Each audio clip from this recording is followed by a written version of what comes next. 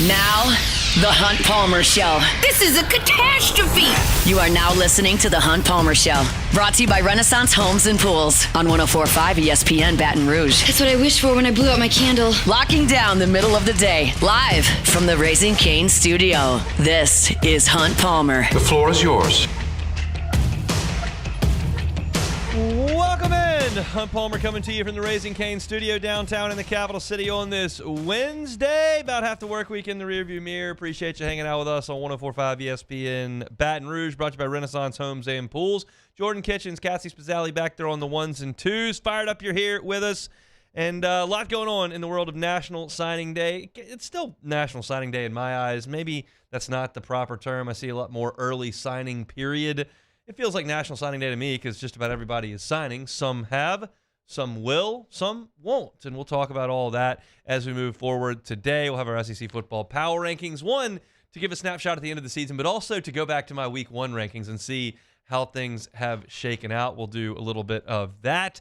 J.D. Piquel is going to be with us a little bit later. It is What If Wednesday. We'll get some of those from you in the Bayou Ford chat as well as on Twitter, and we'll continuously update you on LSU's signing class. Sounds like Deuce Gerald, LSU commitment, defensive lineman from Georgia, is set to announce in 30 minutes if he's going to sign or not. Georgia Tech making a late push there. We'll see if LSU can pull him in. Trenton Henderson has not sent in his paperwork either. There's a number that have not.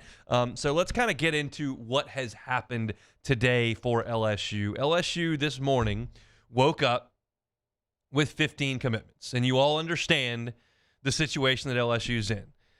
Of these 15 commitments, you only have a couple that committed to Lane Kiffin.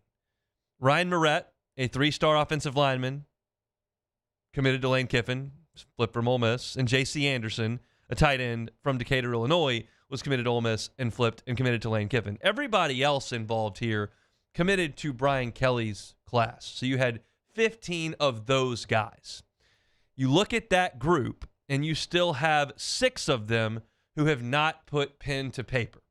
Lamar Brown, 5-star defensive lineman from right here in Baton Rouge, U-High, #1 player in the country.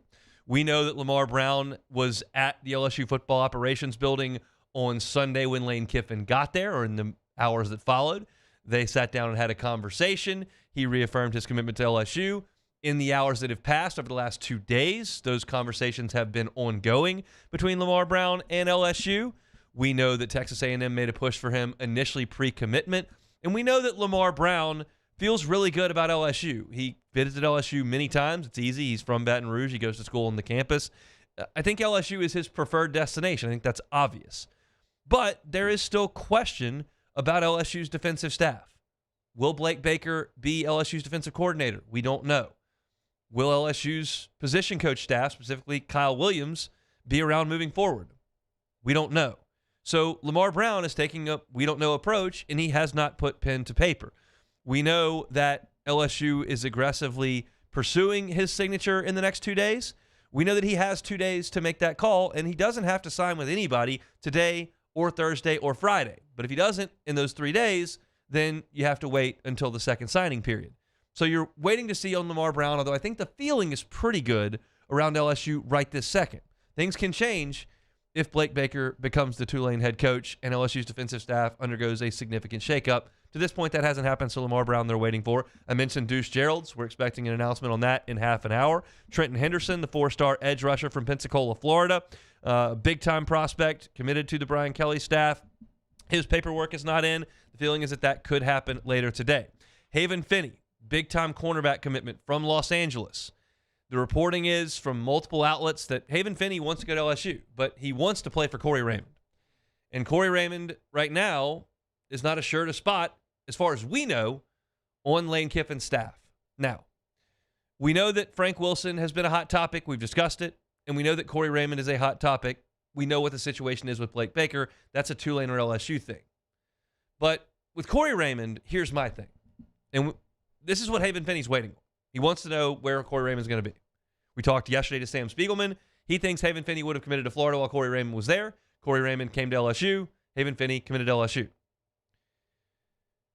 Lane Kiffin's offensive staff is coming with him in significant numbers. And if that squeezes some guys on the offensive staff at LSU out, I may disagree or agree. We'll see, but I understand where that is. There are no defensive staffers coming with Lane Kiffin from Ole Miss to LSU. In my estimation, this is my opinion, there is no one he could hire as defensive backs coach, cornerbacks coach, whatever, that's better than Corey Raymond. In my opinion, over the course of the last 3 days, Lane Kiffin should have sat down with Corey Raymond and said, I want you here. Here's what your contract says. Here's what we're going to do. I'd like you to be here and make a commitment, and we want you to move forward recruiting and coaching this football team because you're the best in the country and you belong here. That's what I would have done. That doesn't take long. I know he's doing a lot of things right now, and I'm not 100% certain that hasn't happened, but we don't know about it if it has. If it hasn't, it should have happened. It's a 20-minute conversation, and it's important, and it should have happened, and then Haven Finney should sign on the dotted line. This is not a Haven Finney thing. I'd love to have Haven Finney at LSU. I think he's a heck of a prospect. And basically, I trust anybody that Corey Raymond signs to play defensive back at LSU. But the fact that that conversation may not have happened, to me, is a misstep. Fix it. Get Corey Raymond committed long-term, and then boom. You get Haven Finney in this class, and you move forward with one of the best position coaches in college football. That's my piece on Haven Finney. Dylan Purder, 4-star safety from Tuskegee, Alabama. I don't know how to pronounce that word. Tuskegee, I don't know. He's from Alabama. There may be a signature coming. There may not be. We'll see. We're waiting on that. And then Bryson Cooley, also kind of on the fence there, 4-star offensive tackle from Laurel, Mississippi. We'll see. Those papers have not come in. So that's what you're looking for. Lamar Brown, Deuce Geralds, Trenton Henderson, Haven Finney, Dylan Purder, Bryson Cooley have not sent their paperwork in to our knowledge. LSU has had a very good day collecting paperwork with a small class. Miami signed 29 guys earlier. 29 guys by 2 o'clock p.m. Miami time. That's a crazy amount of people. But LSU has gotten paperwork in from Jabari Mack, big-time wide receiver from New Orleans. Bryson Martinez, big-time offensive tackle, very athletic player from Gonzales, a 4-star. Braden Allen did sign with LSU from Lafayette, wide receiver, looked at Ole Miss very hard with Lane Kiffin's offense, decided to commit to Oklahoma. Lane Kiffin shows up at LSU.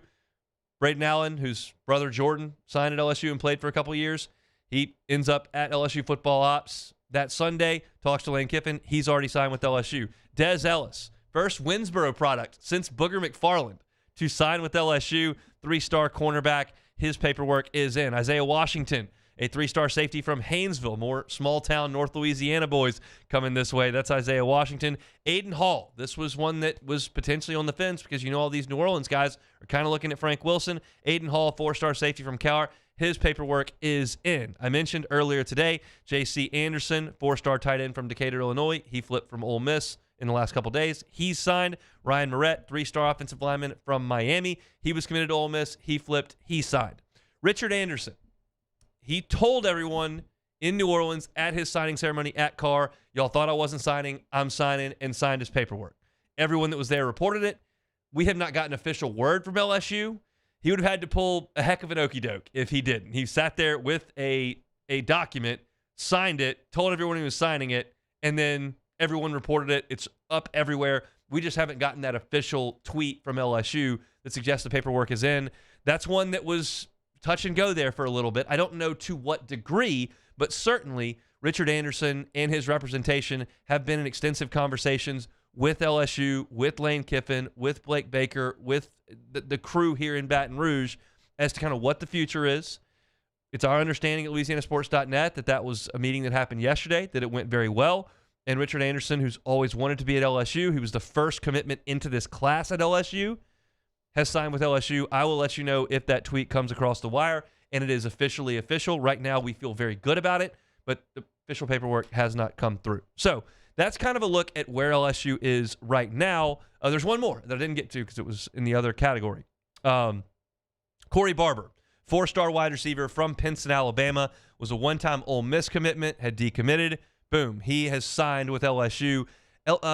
Ole Miss has done a very good job under Lane Kiffin of recruiting some not 5-star number 1 wide receiver types in the country and getting incredible production out of them. Trey Harris comes to mind as a transfer from Louisiana Tech, who was from the state of Louisiana. But they've done a really good job identifying guys. And when they came in, they felt really good about Corey Barber, who's a guy that they had pursued very, very heavily, and Braden Allen, who's a guy they had pursued very, very heavily. They looked at Kenny Darby, and it sounds like it was kind of like, hey, you might want to look elsewhere in this period. It's kind of what it looked like. Now, Kenny Darby had a heck of a career up at Airline and Bossier, but that may have been one where they said, hey, we're going to kind of go in this direction. You know how everyone feels about Jabari Mack. That's a guy that LSU has had committed for a long time out of Carr and that everyone feels very good about. He has signed, but Corey Barber does join. So while you have lost a couple of wide receiver commits from this class, you now, with paperwork in, have Jabari Mack, have Corey Barber, and have Braden Allen. So 3 high-profile wide receiver commits in this class. So we'll see what the next 2 hours, I guess, while I'm on hold. If y'all are looking for up-to-the-minute updates on LSU signing class, we've got a free signing day tracker right there on the top of LouisianaSports.net. As I mentioned, it's free. So you go there, and there's 3 categories: committed and unsigned, which is where you've currently got 6 names. You got signed with LSU, where you've currently got 3, 6, 9, 11. And then you've got decommitments flips from LSU. And to this point, right now, no one who has been committed to LSU over the last 24 hours, which you woke up with today, no one has decommitted nor flipped from LSU to this point. And that is a really, really good sign. It sounds like the general manager, Glasscock, that Ole Miss, that was at Ole Miss, that came with Lane Kiffin to Baton Rouge, has been very, very impressive in some of the meetings that they've had. He's kind of getting his feet on the ground with how LSU does things and the structure, but he's also got a way that he does things, and those are being implemented by the minute over there at LSU Ops. Right now, the priority is these players. With that comes the coaches, and we're going to talk about that a little bit more as we move forward today. Blake Baker's name and Tulane have been surfacing a lot over the course of the last 24 hours. That has not resolved itself to this point. The feeling is right now, I can tell you, that Blake Baker's feet are on the ground at LSU Ops and have been this morning, and that he is operating as LSU's defensive coordinator. Should an offer come in from Tulane, I think it's very, very likely he takes that job. It's just a matter of whether or not that offer comes, and right now I don't know whether it is or not, but he's right now operating as LSU's defensive coordinator and working through this signing day. And to this point, when you're talking about a coach who's been on the job for 2.5 days, and you look up at what LSU has in the bin and what they have not lost, it's been a really positive day for LSU's football program on this, as I'm going to call it, National Signing Day on this Wednesday. So lots to get to over the course of the next hour and change. We'll get you updated on Deuce Gerald's commitment. Well, not commitment. He's committed LSU signature in the next 15, 18 minutes or so. We'll take a timeout, come back with more on this Wednesday edition of The Hunt Palmer Show. The Hunt Palmer Show. Swing Easy Golf Club in Baton Rouge, swingeasygcbr.com. You don't really think about golf a lot in the winter because it's cold outside like today, damp outside like today, gets dark early like today, but Swing Easy Golf Club allows you to play some golf. You want to go play on the simulator? You can do it. There are 3 individual bays, comfortable seating, television, music out there. You can turn on Pebble Beach. You can turn on TPC Sawgrass. They play a pretty famous tournament over there in the state of Georgia. You can play where they play. It's awesome, and it's dry, and it's warm, and you can drink a cold beer and enjoy a round of golf. It doesn't take 5 hours. It only takes an hour and 10 minutes to play 18 holes over at Swing Easy Golf Club. You do hit chips. You do hit putts. It's just like playing a round of golf, but it's just out of the elements, which are not great this time of year at times in South Louisiana. Go by and see them, Segan at Perkins. If you love golf but would like to play golf in the winter, don't always get the opportunity, you can do it at Swing Easy Golf Club. You can find them online at swingeasygcbr.com. Swing Easy Golf Club here in Baton Rouge.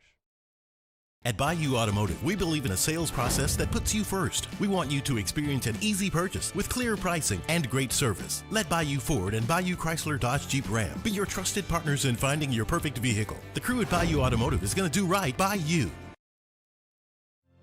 My father, J.B. Falgu, had a vision of growth for First American Bank and the communities we serve. The bank's foundation was built on his legacy of compassion, loyalty, and dedication. Through his years of leadership, First American has prospered to heights even J.B. could not have imagined. I know my father would be extremely proud of the customer service and financial stability that First American provides to Southeast Louisiana. We continue to thrive because of the legacy of J.B. Falgu. With all the delicious chicken finger options, it was an impossible decision. How about a box combo? Good. Now what can I get for you? No, I want a Caniac combo with extra cane sauce, no slaw, 2 extra toast, and a half sweet tea, half lemonade. Celebrate the holidays with Raising Cane's chicken fingers. One love. Man, age is just a number. Don't let it dictate how you feel.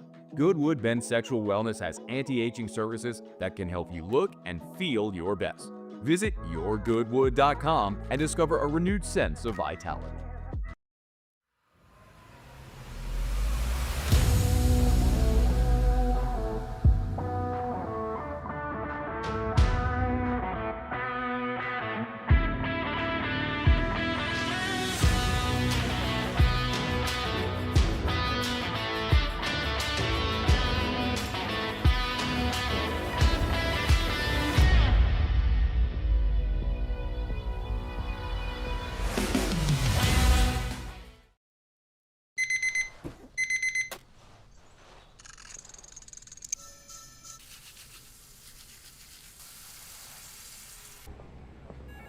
Sometimes you ignore the signs, even when they're right in front of you.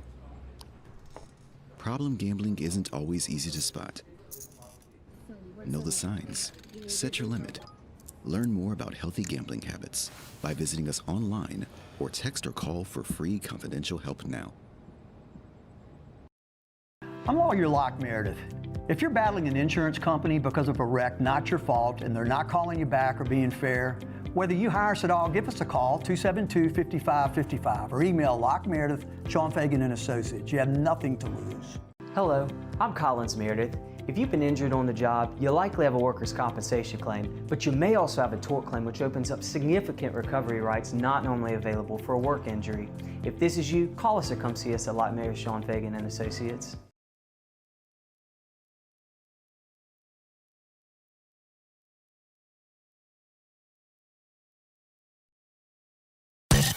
You're listening to The Hunt Palmer Show, brought to you by Renaissance Homes and Pools.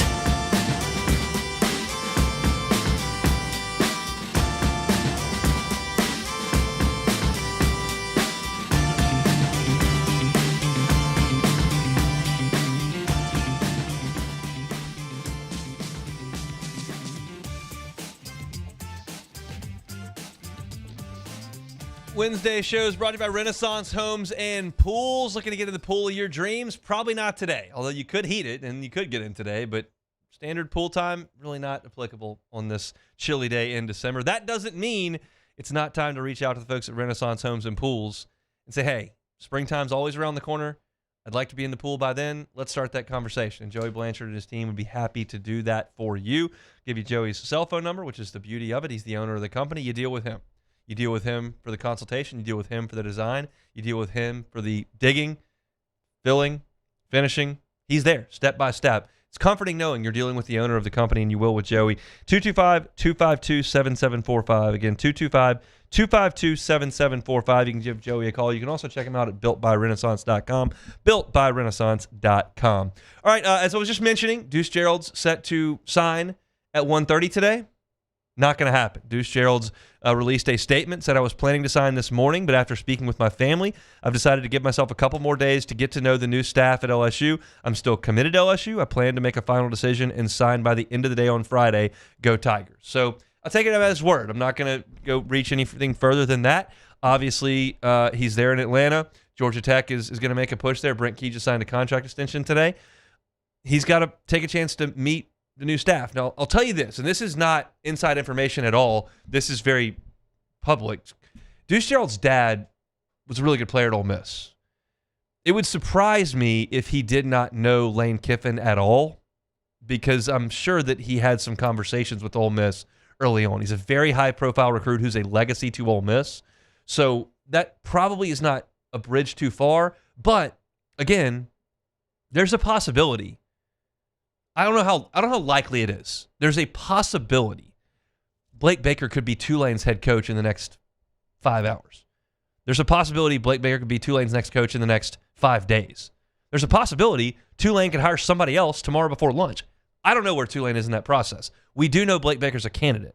So if Blake Baker leaves and LSU's defensive staff is completely overhauled and none of those guys are coming from Ole Miss, they're staying with Pete Golding, you don't know who you're committing to. You don't know who you're playing for. And I get that. These offensive kids that have signed on the dotted line, like, they know. They know that Lane Kiffin's calling the plays. Charlie Weiss is going to be here. They brought wide receivers coach as well. Like, it's that there's some continuity. You know what the future is. Like it or not, you at least know. The uncertainty is probably the worst thing.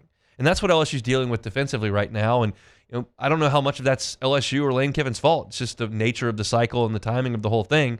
So Deuce Gerald's a guy I know for sure that the Brian Kelly defensive staff, the Blake Baker defensive staff, really, really likes Deuce Gerald's, his prospects as a college player. He wants to go to LSU. It looks like that's what his statement says. But with the uncertainty, you understand why a young man would take a little bit of time.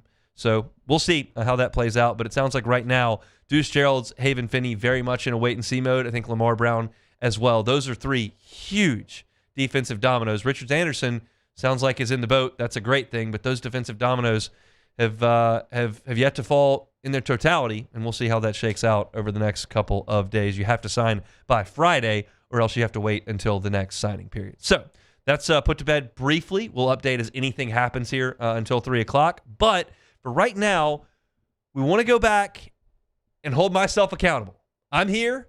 I'm accountable. Most of the stuff I say on this microphone is dumb and wrong. Sometimes I get stuff perfectly right. That was probably the case with my power rankings. We did it in week 1. We'll do it now that the regular season has concluded. Let's see how my power rankings stack up. Hunt's SEC Power Rankings. The Georgia Bulldogs. All right, I got Georgia at the top. This is as of right now. This is not week 1. We'll compare it to week 1 when we're done. This is right now. I've got Georgia now at the top. They have taken over for Texas A&M. That is obviously a result of A&M losing that game against Texas. They played a couple of really bad halves in their last couple of games. Georgia looks good. They didn't play well on offense against Georgia Tech, but they were more physical. They won the game. I think Georgia's the best team in the league right now. Texas A&M! I'm not dumping A&M too far. I've got them right there at number 2. They still have a lot to like on that team. They are complete. They play good defense. They run the ball pretty well. Their passing game is explosive. They make plays on special teams. They're really good still, but they're not the best team in the league. I've moved Georgia into that spot. The Ole Miss Rebels. I do think Ole Miss is a complete team. I know that Lane Kiffin's not going to be their offensive coordinator for the playoff. Charlie Weiss is, and I think he'll do a pretty good job calling plays. It's a team with a good quarterback. It's a team with a good running game. It's a team with a pretty damn good defense. I like Ole Miss. I've got them at number 3. The Oklahoma Sooners. Oklahoma's offense stinks. It does. It's bad. But their defense is there. They were not great against LSU. Don't get me wrong. We didn't even talk about that game the first 2 days of this week, which is wild. But I do have Oklahoma at number 4. The Alabama Crimson Tide. I hated what I saw from Alabama in that Auburn game in short yardage. I hated it. They were running reverses. They were running play action, crazy throwbacks. 4th down, they run that. They cannot run the ball, and they're not great stopping the run. I think Alabama is a dangerous team for 4 quarters. I think it's possible they could beat Georgia in the Georgia Dome on Saturday. It's impossible for them to win a national championship. It is impossible. They do not run the ball well enough, and I don't like them defensively. I think it's a soft team. I think Kalen DeBoer has a soft team. Now, LSU's had a soft team for the last couple of years, and they've at times been really difficult to beat because they have skill position players and they have a good quarterback and all those kind of things. And Alabama's got that for 4 quarters, not for a month. I don't like Alabama in that way. The Texas Longhorns. Texas played well against A&M. They played well against A&M. Arch had a really good second half there. The defense is very athletic. They're not the number 1 team in the country like we thought they might be. They're not the disaster I thought they were when they lost in Gainesville. I think they're fair at number 6. The Vanderbilt Commodores. Vandy moves all the way up to 7. I think this might be a high water mark for Vandy. I picked Tennessee to beat them last week in Knoxville. They embarrassed Tennessee in Knoxville. Dominated Tennessee in Knoxville. And I would not bat an eye if they gave the Heisman Trophy to Diego Pavia. I know his numbers have not been superb against the best teams on the schedule, but they've been pretty damn good, and you do have to take into account who he's playing for and what he's done there. I think Vanderbilt is a solid football team. They're not going to make the playoff, but I've got them up to number 7. The Tennessee Volunteers. Had to bump Tennessee down to 8, and I could make the case they should probably be lower, but I still think that they can throw it pretty well. Their defense has some issues that are significant, and they were really good on defense last year. Tim Beck's got to get that figured out, but I like their passing game. I think they're athletic. By no means are they great. They're 8 on the power rankings, but I think that they were better than I thought they were preseason, and we'll get into that. The Missouri Tigers. I could hear an argument Missouri should be above Tennessee. I could. I could get on board with that. You got Purbuell back, but am I really going to go overboard on the fact that they beat Arkansas that didn't win a league game? I couldn't quite get there. I realized beating Arkansas is better than getting embarrassed by Vanderbilt. maybe make a change there, but I think Tennessee did some good things this year. Missouri did some good things this year. I'm jaded by Missouri's schedule, quite frankly, and that's why I've got them at number 9. The LSU Tigers. I left LSU at 10. The defense played great, as it does. In Oklahoma, the offense played awful, as it does. That's what LSU is, and the rest of the teams, LSU really included from 10 on down, are bad. The Florida Gators. Florida's bad, but they avoided the Q word. They avoided quit. Thought quit was an option when they were getting blown out by Kentucky, not showing up. It looked bad, but they showed up against Florida State. So credit to them. Florida State stinks. Florida stinks, but they stink to the 11th best team in the league. The Kentucky Wildcats. I know Kentucky beat Florida by 100. I know. I saw it. I can't be beholden to head-to-head on every single matchup. It doesn't work. What I saw from Kentucky the last 2 weeks, getting just whitewashed, just crushed 2 weeks in a row. I got to respond to that. I moved Florida ahead of them. I think if they play Florida on a neutral field, Florida might win that game. That may be a stupid thing to say because of the way that game went initially, but I'm here. That's what I got. I think Florida's better. The Mississippi State Bulldogs. State went 1-7, which is not good. Jeff Levy's 1-15, but they were at least scrappy. They fought with Ole Miss. They got away from them in the fourth quarter, but they scored a touchdown early. You're stuck in the game.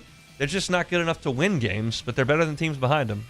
The Auburn Tigers. Auburn's defense is good, but the offense is so bad. It's so bad. And they won more games than Mississippi State, and maybe I should put Auburn in front of Mississippi State, but I felt Mississippi State fight and scrap, and I saw them take a 2-score lead on Texas, and I saw them play heads up with some really good teams, and I just felt like Auburn. I realized they played heads up with Alabama. That was on their home field too. It's what and what down here. You got real flaws. Auburn, 14. The South Carolina Gamecocks. Bad squad. Bad offense, bad defense, bad running game, bad passing game, bad run defense, bad pass defense. Quarterback underachieved, grossly regressed this year. Bad offensive coordinator, bad stuff. The Arkansas Razorbacks. The worst. I told you on Wednesday last week, and I was picking the games for the weekend. I said, I have picked Arkansas to cover as an underdog like every week because they're going to score a lot of points. So you take the points, you hope Arkansas scores enough. And I told you last Wednesday I'm off Arkansas. They're awful. And Missouri went into Fayetteville and beat the brakes off them because they're awful. They're the worst team. So Arkansas, 60. That's my SEC Power Rankings. Let's briefly go through how this stacks up over the course of the season. I had Georgia at the top, and they finished at the top. So that was level. A&M, I had 5th. They're up to 2, so that was a 3-spot miss. I thought A&M would be pretty good. They're better than I thought. Ole Miss, I had down at 8. I thought Ole Miss would take a step back, losing all that talent, losing their quarterback. They did not. They're much better than I thought. I missed them by 5 spots. I had them at 8. They were 3. Oklahoma, I had at 7. I knew their defense would be good. I didn't fully trust the offense, and turns out that was probably pretty smart, but I had them worse than they actually were. They were 7th, and they finished 4th. Bama, I had it 4th, entering. And they finished 5th. I was pretty close on Bama. Texas, I had it 2, and they backed up to 6. I think everybody thought Texas would be better, and the offense just didn't show up for a month and a half. It's been better the last month. Their defense is pretty good, but I missed on Texas. Vanderbilt's one of the biggest misses, obviously, as you would imagine. I had Vanderbilt at 13, not 16, where I usually put them. I had them at 13. They were all the way up to 7. Tennessee, I thought was going to be bad. I thought that their defense would be crippled.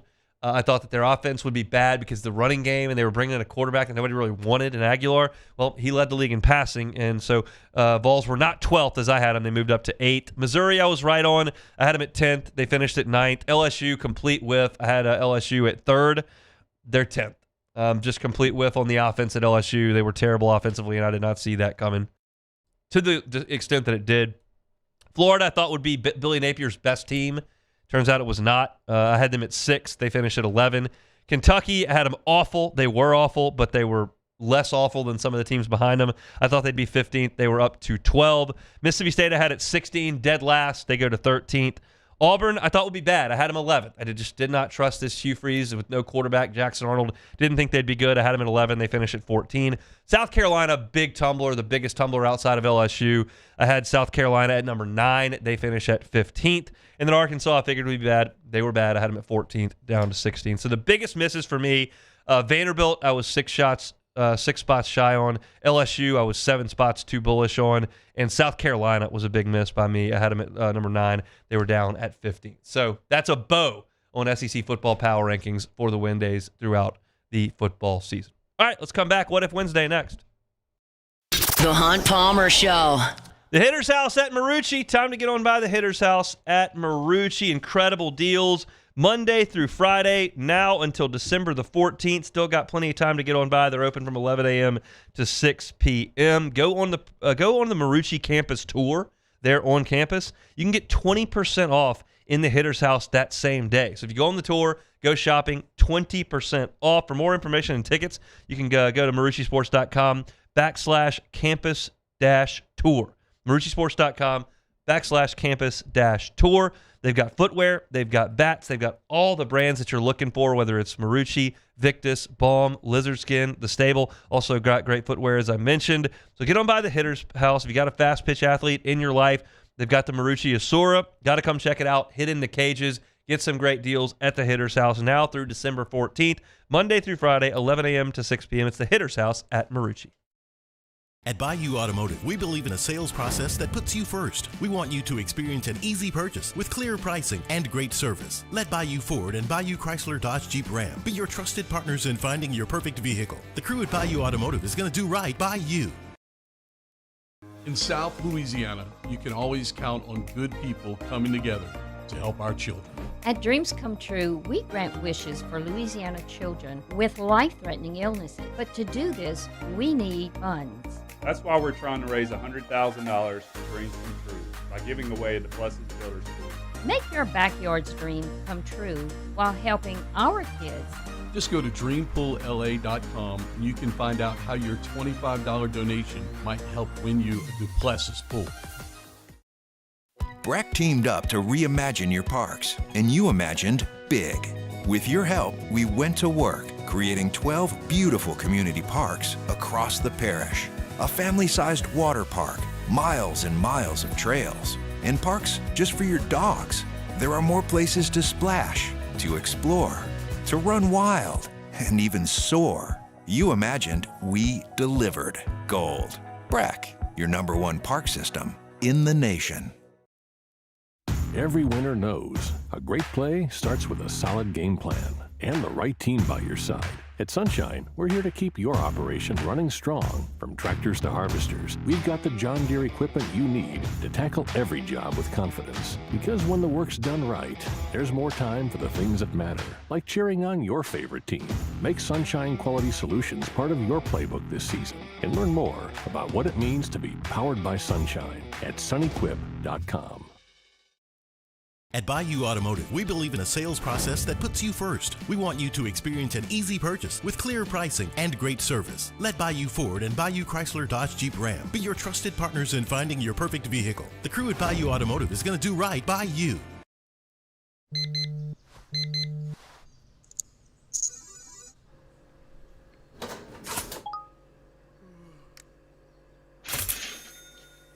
Sometimes you ignore the signs, even when they're right in front of you. Problem gambling isn't always easy to spot. Know the signs, set your limit. Learn more about healthy gambling habits by visiting us online or text or call for free, confidential help now. Hi, I'm Mitchell Meredith with Locke Meredith, Sean Fagan & Associates. We take great pride in educating our clients about their rights. Whether you're injured at work or while you drive, call our office at 272-5555. Knowledge is power, and you should know your rights after an injury. Hi, I'm Sean Fagan of Locke Meredith, Sean Fagan & Associates. When insurance companies have been unfair, we've never been afraid to go to trial. Fighting hard to protect. This is the Hunt Palmer Show, brought to you by Renaissance Homes and Pools.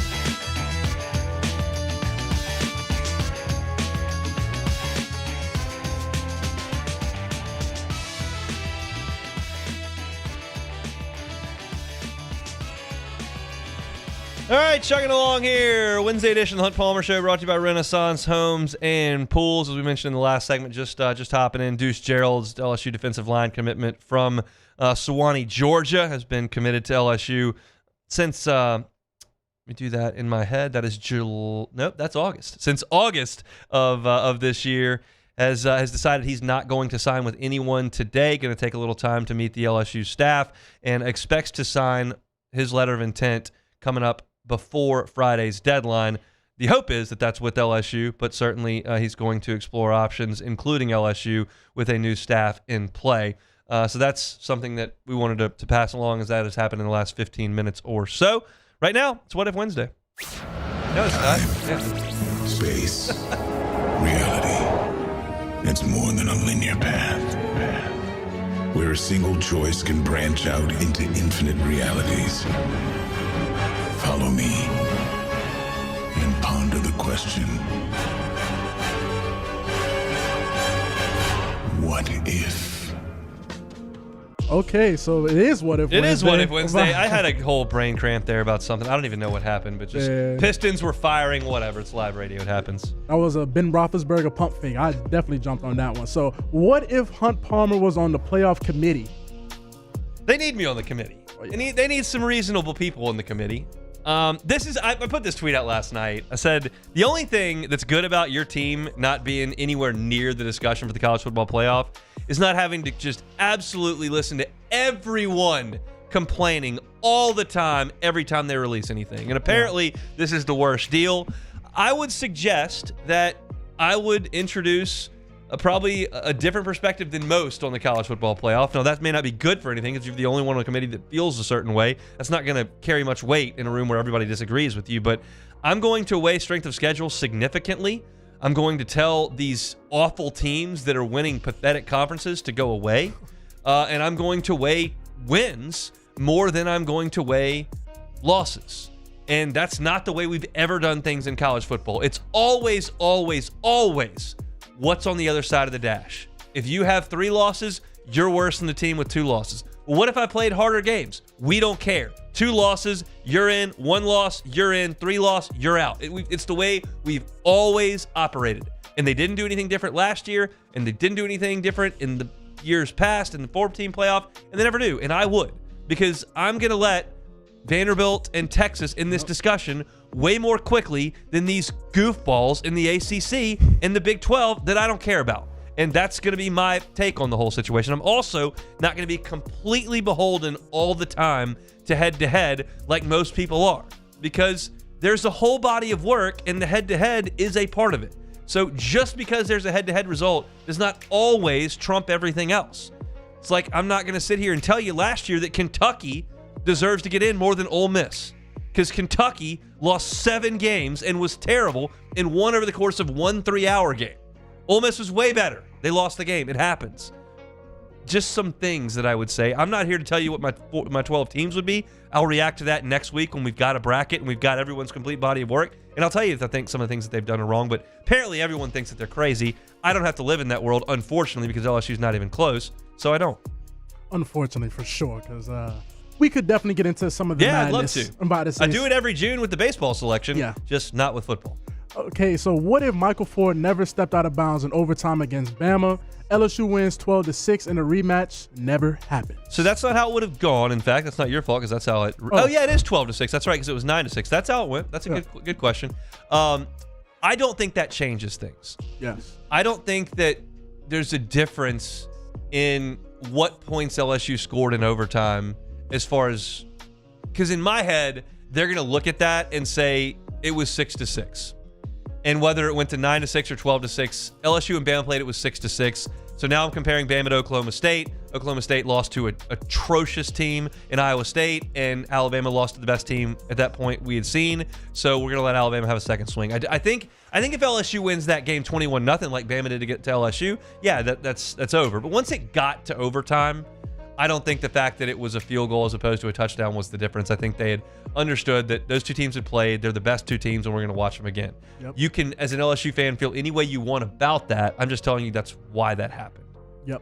What if BK retained Blake Baker and Corey Raymond and Frank Wilson when he first was hired? Yeah, Wilson was there, but and these are all from the Bayou Ford chat, and we just copy and pasted them in there, so thanks y'all for sending these this way. The second defense would have been significantly better if he'd let Blake Baker be the coordinator. The second defense would not have been historically terrible. How good it would have been, I'm not sure.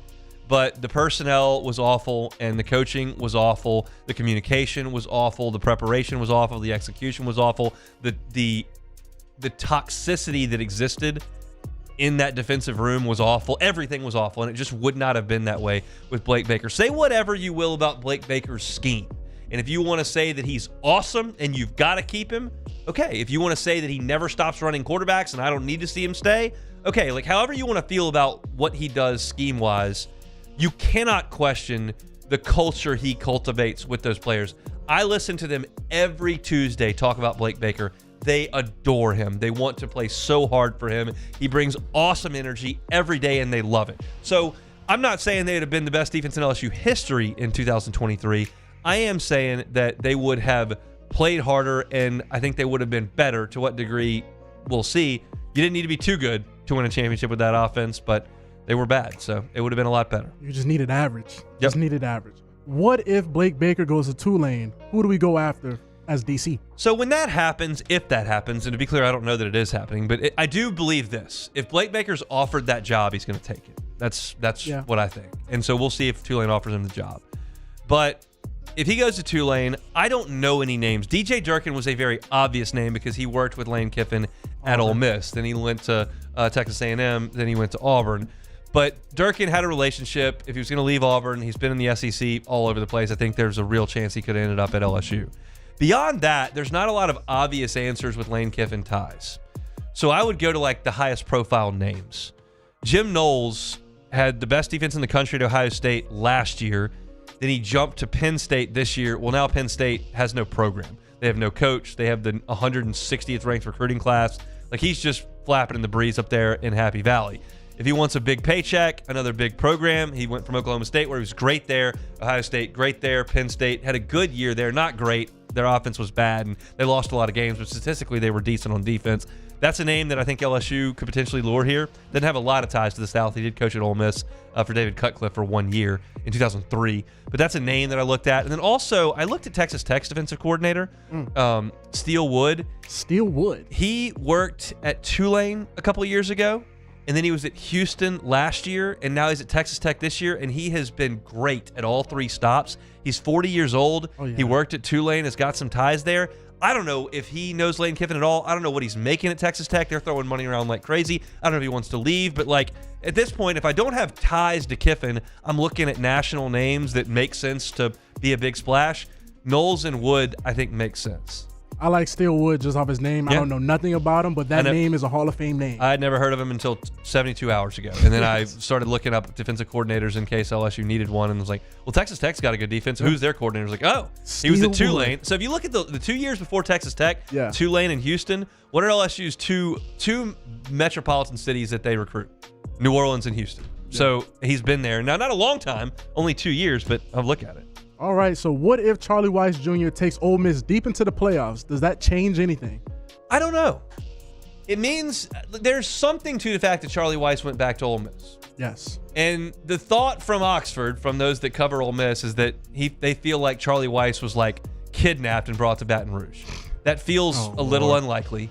But the thought is in Oxford, well, Lane Kiffin like forced a contract on him and I don't know if he has signed a contract. I don't know if he signed just an MOU. I don't know whether or not the Board of Supervisors have to approve that contract the next meeting they have, which is a week away. Like, I'm not really sure how all that works out. I think it's telling that he's going back to Oxford to coach a little bit, and he obviously feels like he owes it to those players. But he obviously has a tie to Lane Kiffin as well, and he got on the plane to come down here. So if he were to lead them to the national final and all of a sudden, I don't know what his contract says at LSU, if he's able to get out of that and stay there with Pete Golding, like it wouldn't be the most shocking thing that ever happened, but I don't know any of those details. So anything I would say on that is pure speculation. All right, so what if Trinidad Chambliss gets another year of eligibility? Does he follow Kiffin to Baton Rouge? Well, and look, the coverage out of Oxford, as you would imagine, is very, very blue and red, laced, and the Very coverage spicy. coverage down here is very purple and gold laced, and we get how that works.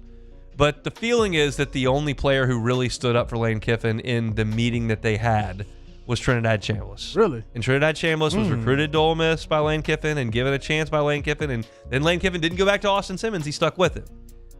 Wouldn't stun me if Trinidad Chambliss ended up in Baton Rouge. That's not a report that he is. I'm not hearing that he is. It just wouldn't stun me if he got that extra year, and that would make LSU, a very, very popular team next year, depending on what the portal looks like the rest of the way. So that's how I feel about that. All right, so what if Kiffin stays in Oxford? Who would have been the next choice? And don't say Eli Drinkowitz. Feels like Drink signing that contract extension just as Florida and LSU were about to announce their coaches probably meant there was something there. And once that those didn't come to fruition, he signed on the dotted line. So I think that it's very, very possible Eli Drinkowitz was next on LSU's list.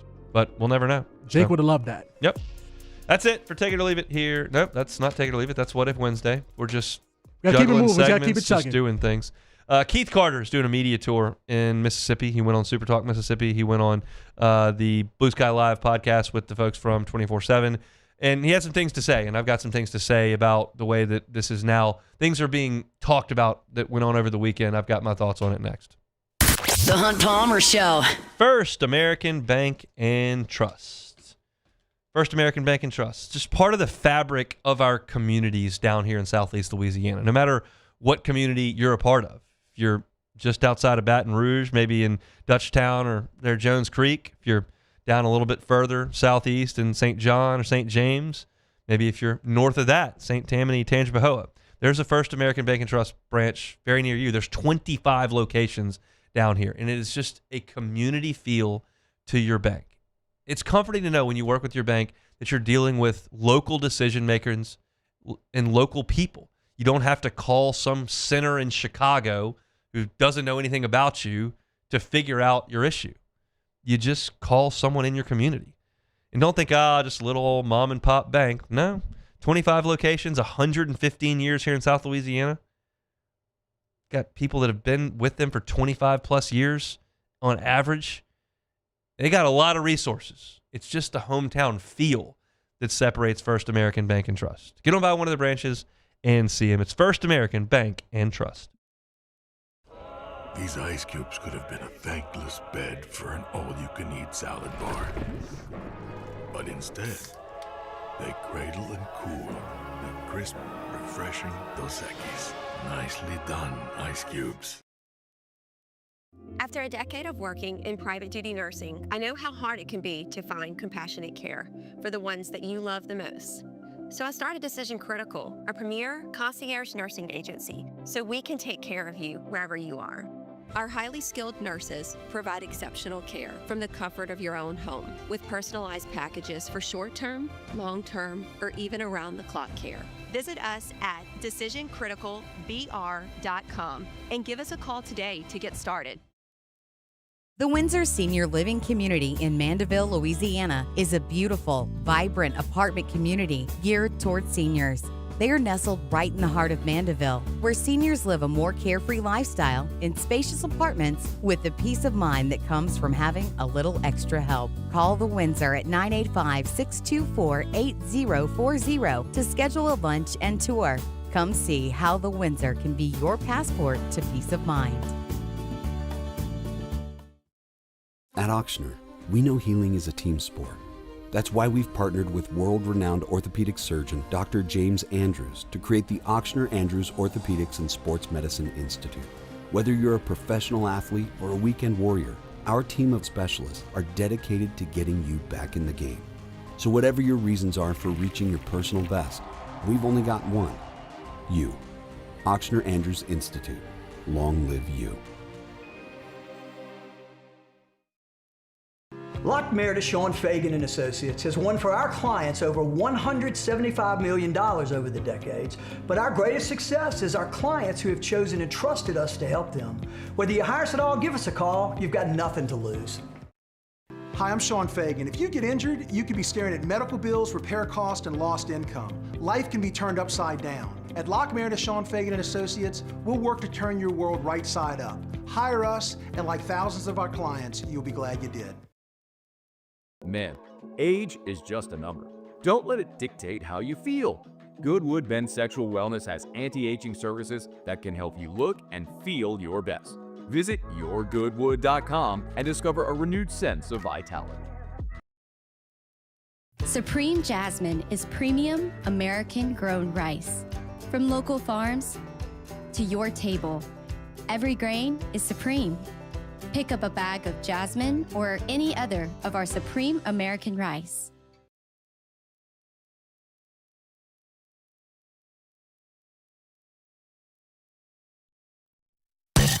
You're listening to The Hunt Palmer Show, brought to you by Renaissance Homes and Pools.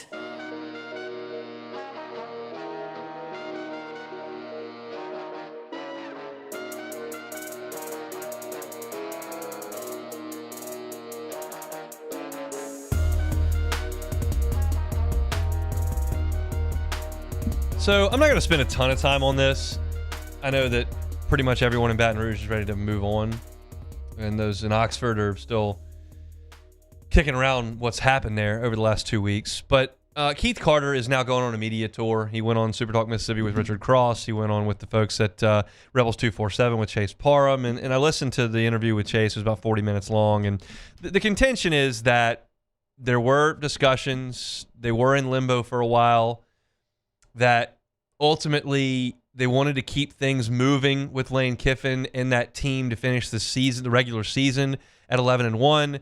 But he said that, look, there was never an option, and Lane Kiffin had known for weeks that he was never going to be able to leave and then coach Ole Miss in the playoff. Like, that was never an option. He said the tricky part was going to be if they got to the SC championship game. He wasn't sure if Lane Kiffin was going to be able to coach, but it was going to make things tricky. And so, okay, that's fine. And he said that Lane Kiffin has not been completely truthful with some of the things he said and put out. That's fine. You hear Ole Miss players come out of their meetings and look at the tweets and dispute that. And Lane Kiffin said the team wanted him to coach, and the team said, no, nobody here wanted you to coach. And I expect Ole Miss to come out and present a united front. They've got things to do this month that are very important, and they've kept the band together to an extent. The defense is there. They've brought their offensive coordinator back.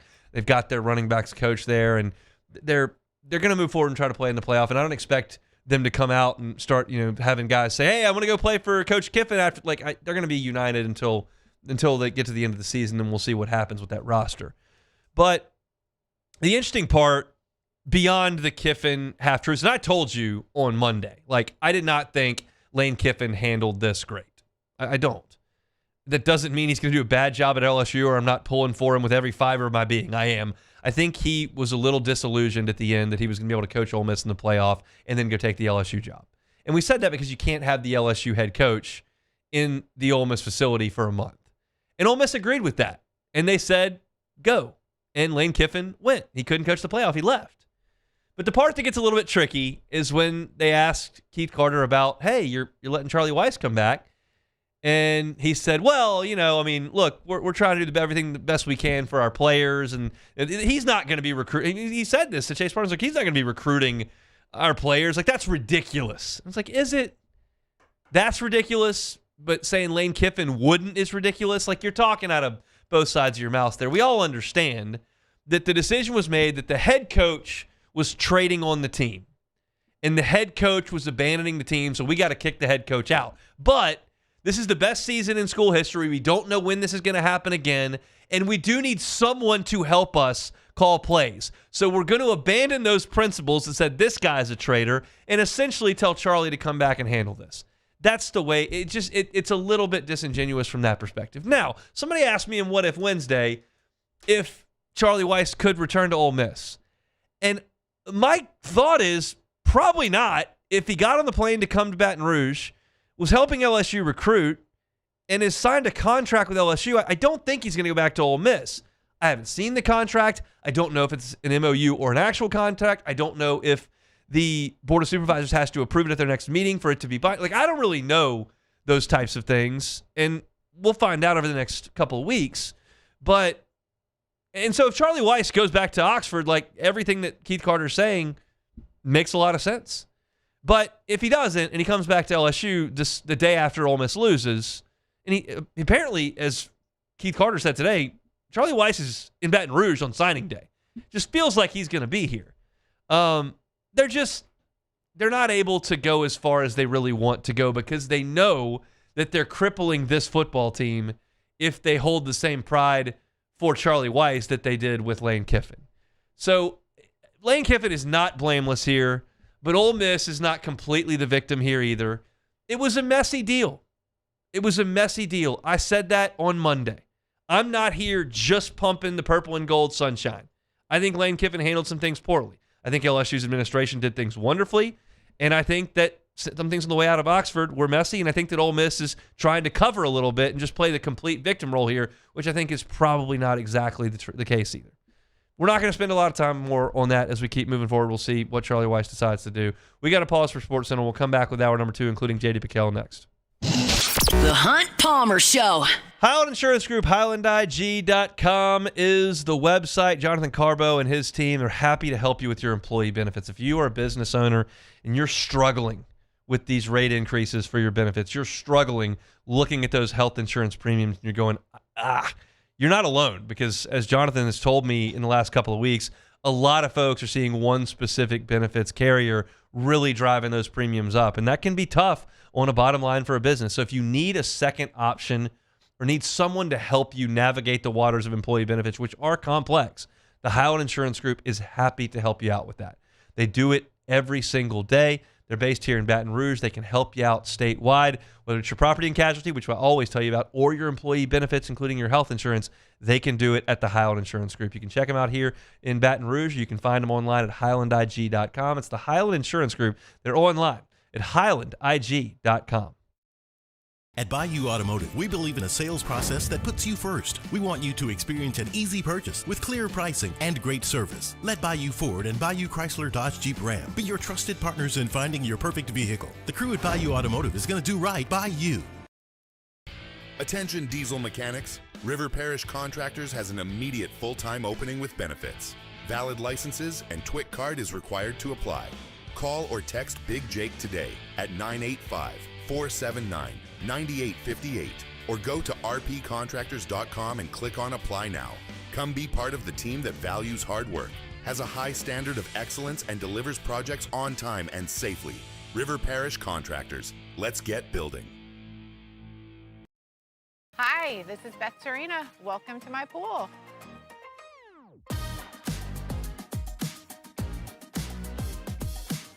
The first time I saw this beautiful pool, it exceeded every expectation that I had. They were able to get everything we wanted in this pool. It is a beautiful pool. We live out here, we eat out here, we watch TV out here. This is like our living room outside. We love this pool and everything about it. When we decided to build our pool, we called a great friend who is one of the best pool builders in the country in North Louisiana, and we said, who would you choose to build a pool in Baton Rouge? And without a hesitation, he told us Russell Pools. He said their history, tradition of great builds, great pools was unmatched. So of course, who did we call? Russell Pools. The advice I would give to anyone looking to build a pool is first call Russell Pools. They'll do an incredible job. It'll be incredibly organized. It'll be time efficient, and you will have your pool in no time.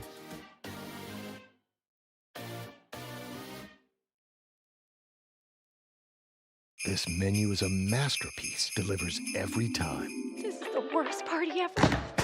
Raising Cane's! Let's go! The party is saved! Peter, Mr. Billingsley. Celebrate the holidays with Raising Cane's Chicken Fingers. One love. I'm Lawyer Locke Meredith. We are honored and humbled to receive from our clients in Google. Based on 5-star client reviews, the designation of our law firm is highly recommended. Whether you hire us at all, please give us a call, 272-5555. You have nothing to lose. Hi, I'm Mitchell Meredith. Injuries happen when you least expect them to, making your life more complicated. At Locke Meredith Sean Fagan and Associates, we know this, and we strive to help each of our clients during these times. Whether you hire us at all, give us a call at 272-5555. It's time for Christmas on the River, Cajun style. Join us for the 35th Annual Festival of the Bonfires, December 13th through 15th at Lutcher Park in St. James Parish. Enjoy great food, live music, local crafts, Santa's Very Merry Forest, and carnival rides. Plus, we'll light a new bonfire on Friday and Saturday in preparation for the arrival of Papa Noel. The 2024 Festival of the Bonfires is sponsored by First American Bank and Trust. Log on to festivalofthebonfires.org for more information. These are the luckiest ice cubes in the world. They could have been a thankless bed for an all-you. This is SportsCenter. I'm Christine Weesey. Chris Paul was not on speaking terms with Coach Ty Lue for several weeks before his shocking departure from the team. ESPN's Shams Charania reports that Paul was vocal in holding management, coaches, and players accountable, and his leadership style clashed with Lue and the Clippers. The team felt Paul's style had become disruptive. Clippers president Lawrence Frank. We did not make this move because of our underperformance. He had nothing to do with that. I take full responsibility for our record. We are not scapegoating Chris Paul. We have many issues, and we're going to address each issue for our underperformance. LA's got the 5th worst record in the NBA. Ole Miss Athletic Director Keith Carter disputed several claims made by former football coach Lane Kiffin, including the timing of when Kiffin was informed he could not coach the Rebels in the postseason. Kiffin, now the new head coach at LSU. NFL. The Browns opened the 21-day practice window for quarterback Deshaun Watson. It is the latest step in his return from a ruptured Achilles. Watson has not played since last October. Hey, it's your resident Super Bowl champ, Chris Candy. Coming up Thursday, I'll tell you why one of the teams I picked to make the Super Bowl is facing an elimination game in Week 14. It's Unsportsmanlike, 6 a.m. Eastern, right here on ESPN Radio, ESPN2, and ESPNU. Now, The Hunt Palmer Show. This is a catastrophe. You are now listening to The Hunt Palmer Show. Brought to you by Renaissance Homes and Pools on 104.5 ESPN Baton Rouge. That's what I wished for when I blew out my candle. Locking down the middle of the day. Live from the Raising Cane studio. This is Hunt Palmer. The floor is yours. Wednesday shows brought to you by Renaissance Homes and Pools, built by Renaissance.com, built by Renaissance.com. We'll talk to J.D. Piquel coming up in 15 minutes. Have not talked to him since Lane Kiffin officially took the LSU job, and I know that J.D. had some significant issues with the selection committee last night, so we'll talk some national college football storylines, including Penn State signing class and the choice of treats at the Virginia Tech press conference today, which was quite interesting. We'll talk about it with JD coming up in 15 minutes. I made up my mind yesterday afternoon that I was going to do this segment here at 2 o'clock today. I understand what the news of the day is in Baton Rouge. I understand what the news of the day is in the world of sports. Lane Kiffin, National Signing Day, Keith Carter, Blake Baker, Richard Anderson, Lamar Brown, like the whole deal. And we've talked a lot about that, and we're not done. I'm going to do another segment at 2:30 kind of recapping LSU's day so far. But LSU plays a basketball game tonight against Boston College in the SEC-ACC Challenge. And I'm going to talk about it because LSU's 7-0, and they're playing good basketball. Are they a lock to make the tournament? Nope. They a lock to finish over 500 in SEC play? Nope. Are they infallible? Nope. Have they played a good schedule? Nope. Not even close. But I think they're playing well. And I'm excited about that. I'm heartbroken yesterday that we got the news that Jalen Reed is going to be out for the season. Some of y'all might have missed that. Last year, torn ACL in the SEC-ACC Challenge in December against Florida State. Fights all the way back, goes through camp with a knee brace on, scoring 9 points a game through the first 7-8 games of the season.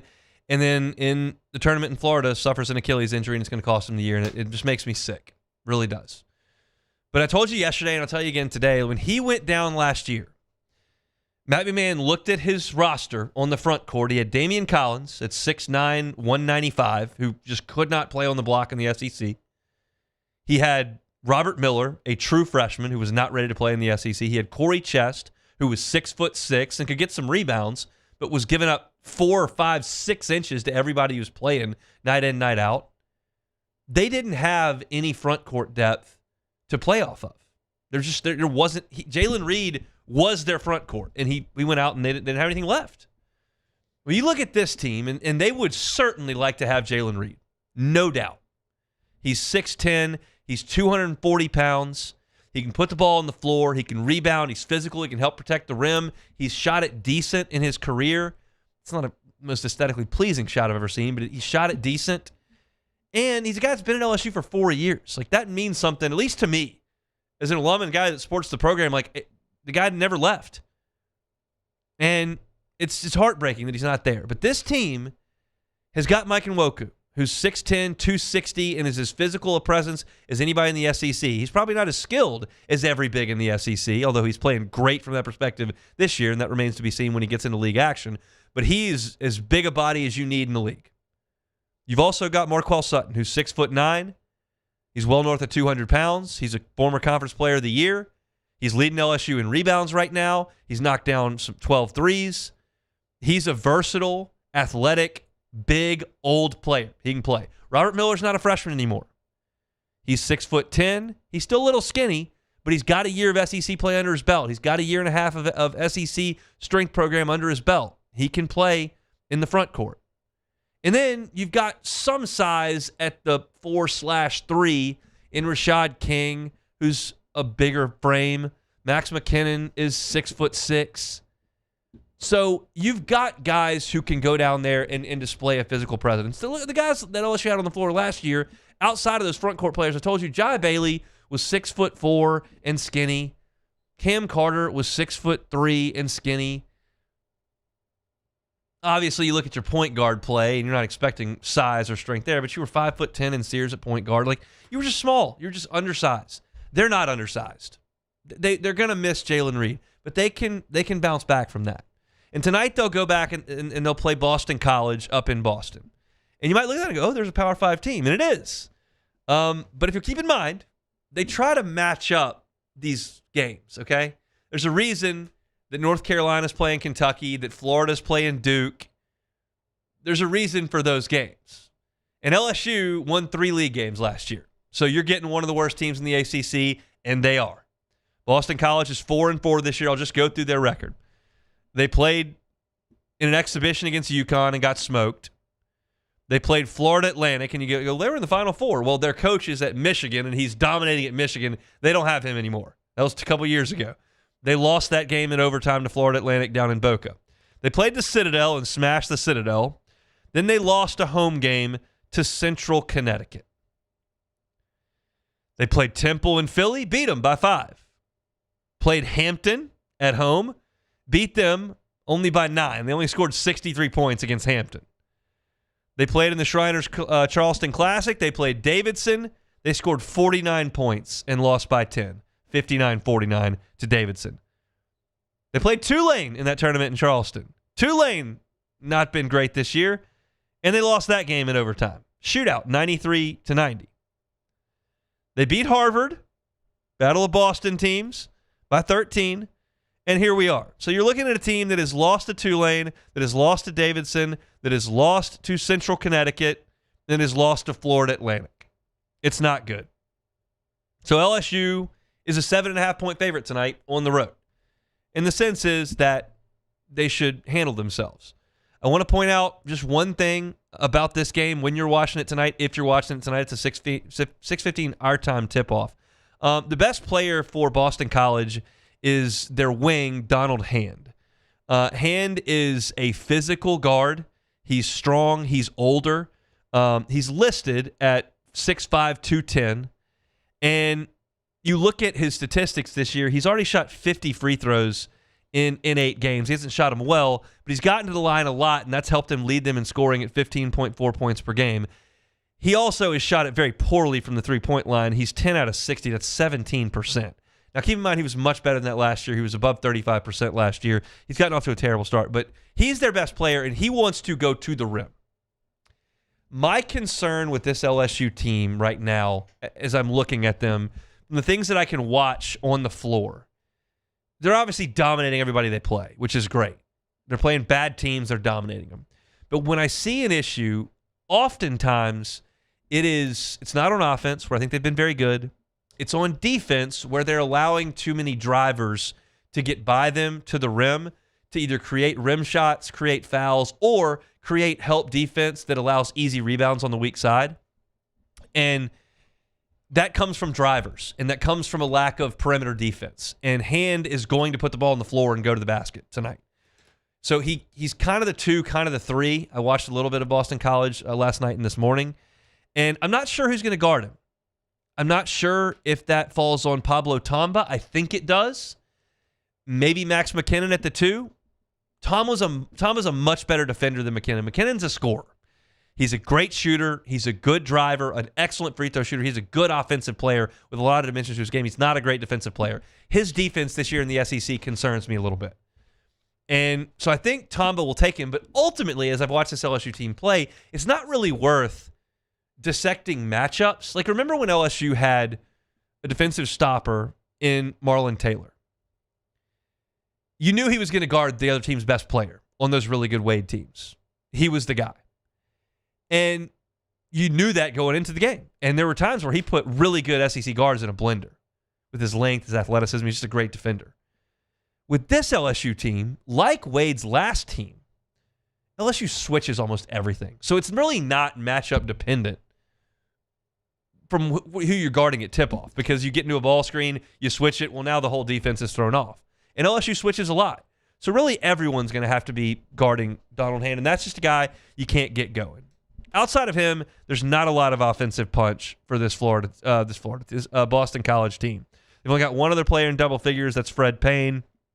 He's been a decent three-point shooter, good free throw shooter, solid player.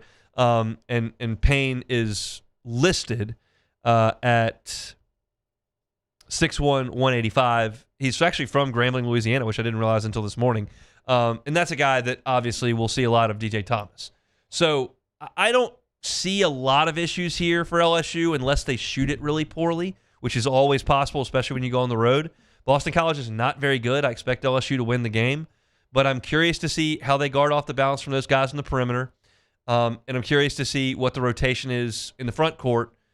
I think you'll see a lot more Robert Miller than maybe we have, and maybe than we thought we would see against better opponents.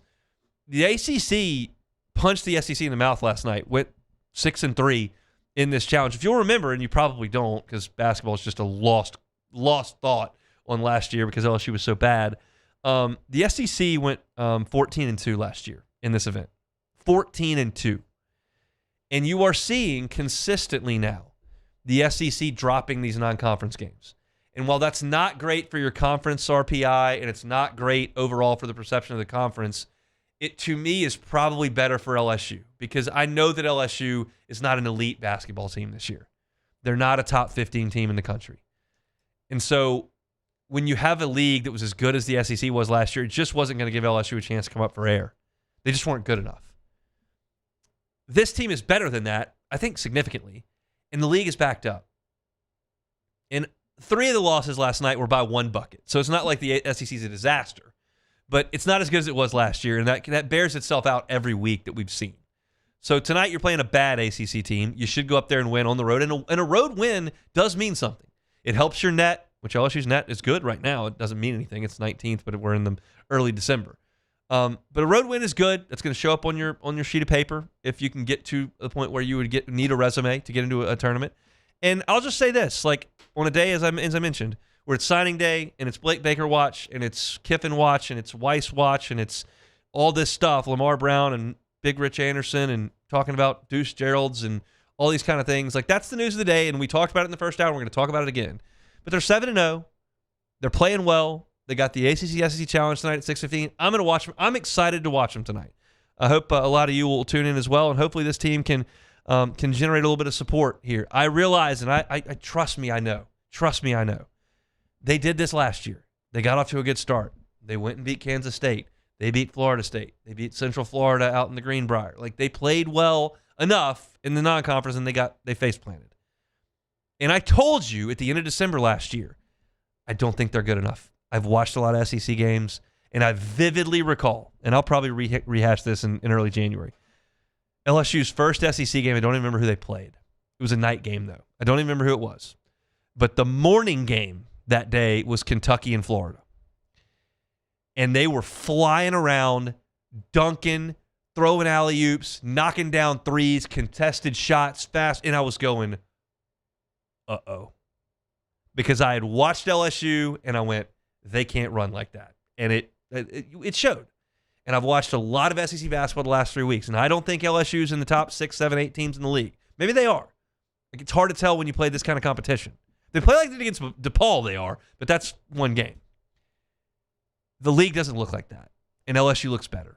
And I hope tonight's another step towards, hey, we're here to play. We're relevant. That's That's the next step from irrelevant is relevant. And I'm hopeful that tonight's the next step in that as they go play Boston College. At least I'm hopeful. So LSU and BC tonight at 6:15. I've got a preview up at LouisianaSports.net. It goes a little bit more in depth than I have in the last 10 minutes, but it's there for free on LouisianaSports.net. So is the signing tracker. If you're looking to know what has happened today in the early signing period, we've got it all, including some announcements of guys that will not sign today. That's all there on the homepage of LouisianaSports.net. Let's come back and talk National College Football storylines with J.D. Bikel. That's next. The Hunt Palmer Show. In South Louisiana, you can always count on good people coming together to help our children. At Dreams Come True, we grant wishes for Louisiana children with life-threatening illnesses. But to do this, we need funds. That's why we're trying to raise $100,000 for Dreams Come True by giving away the Blessed Builders School. Make your backyard's dream come true while helping our kids. Just go to dreampoolla.com and you can find out how your $25 donation might help win you a Duplessis pool. Hi, this is Beth Serena. Welcome to my pool.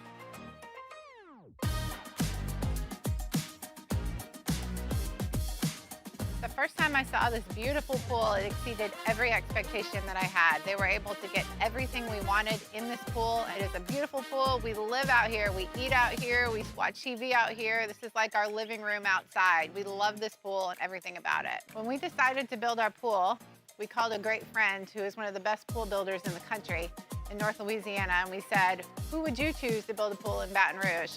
And without a hesitation, he told us Russell Pools. He said their history, tradition of great builds, great pools was unmatched. So of course, who did we call? Russell Pools. The advice I would give to anyone looking to build a pool is first call Russell Pools. They'll do an incredible job. It'll be incredibly organized. It'll be time efficient, and you will have your pool in no time.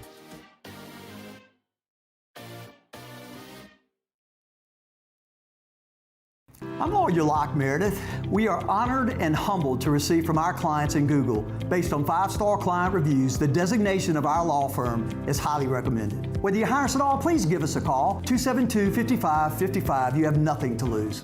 Hi, I'm Mitchell Meredith. Injuries happen when you least expect them to, making your life more complicated.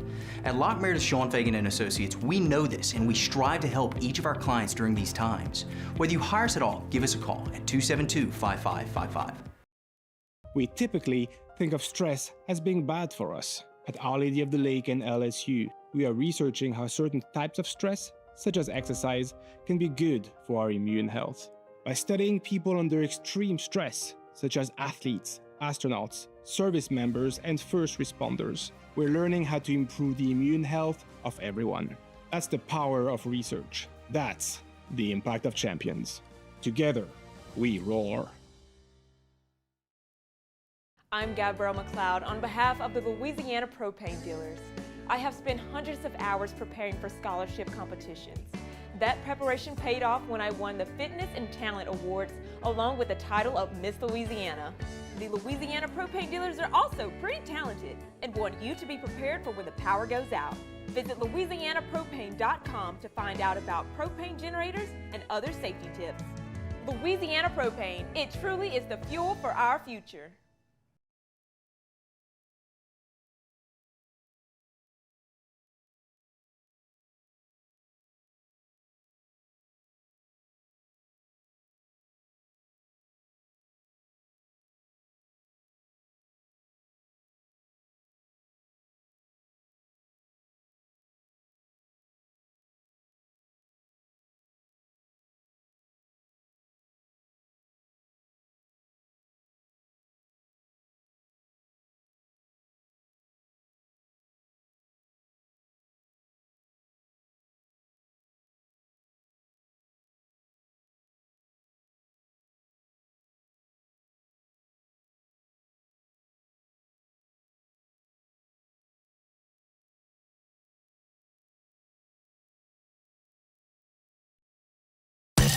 You're listening to The Hunt Palmer Show, brought to you by Renaissance Homes and Pools.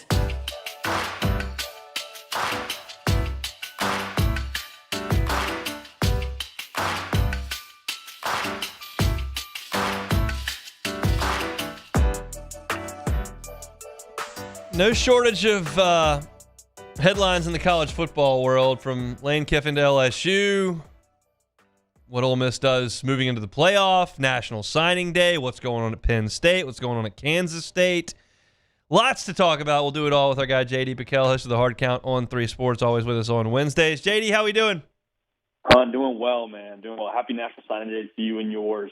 It's sweet to hear your voice here on the other side of the Kiffin saga with him now in Baton Rouge, man. Great to talk to you. We're going to get to that. Let's talk about a couple other things that are smaller storylines.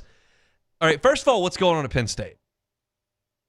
Yeah, I mean, I was hoping you would be able to tell me here. No. I mean, it's one of those things where I got asked about it on our show today. Like, hey, how are you reading this, was the way it was phrased to me. And I was like, I can't read it. I don't even think it's in English. Like, the first part of this was, it's Matt Rule. Matt Rule. He gets extended. It's Signetti. He gets extended. And then it kind of became this abyss of, well, could they be in the mix for any of those other names that are, floating around? And it's Kalani Sitake, and then it's not him. And so now I'm like, the most frustrating thing from a Penn State fan is we were the first job to become available. I have to think you made that move to let James Franklin go so you could get active in hiring your next head coach. And now you're sitting there with the music winding down, and you don't have a chair. You just look silly. You look borderline foolish. And so if you're Penn State, it's like, what are we doing here, y'all? If it's me, and I'm just going to throw this one out there, go get Kenny Dillingham. Throw a bag at Kenny Dillingham. He activated the Valley. Let him activate Happy Valley. Brings juice, brings energy, brings excitement. I don't know where you go outside of that when it comes to people you can take a swing at, but it's a tricky time right now in State College, Pennsylvania. Did you see what James Franklin had served up at Virginia Tech's signing day party? Did not. What was it?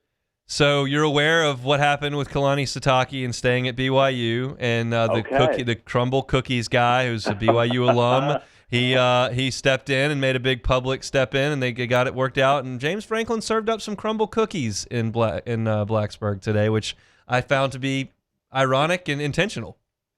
Purely coincidental, right? No way, James Franklin. I mean, golly, it all ended very amicably there, from my understanding, right? Golly, that's the thing. How great is college football, Hunt? How great is that? Is awesome. I love that. It's something that's not mean-spirited. It's just a little jab, and I like it. It's just a little jab there at the folks at Penn State. Do you think they would take him back if they could rewind time and give everybody the Men in Black thing? Knowing what they know now? That's a really good question.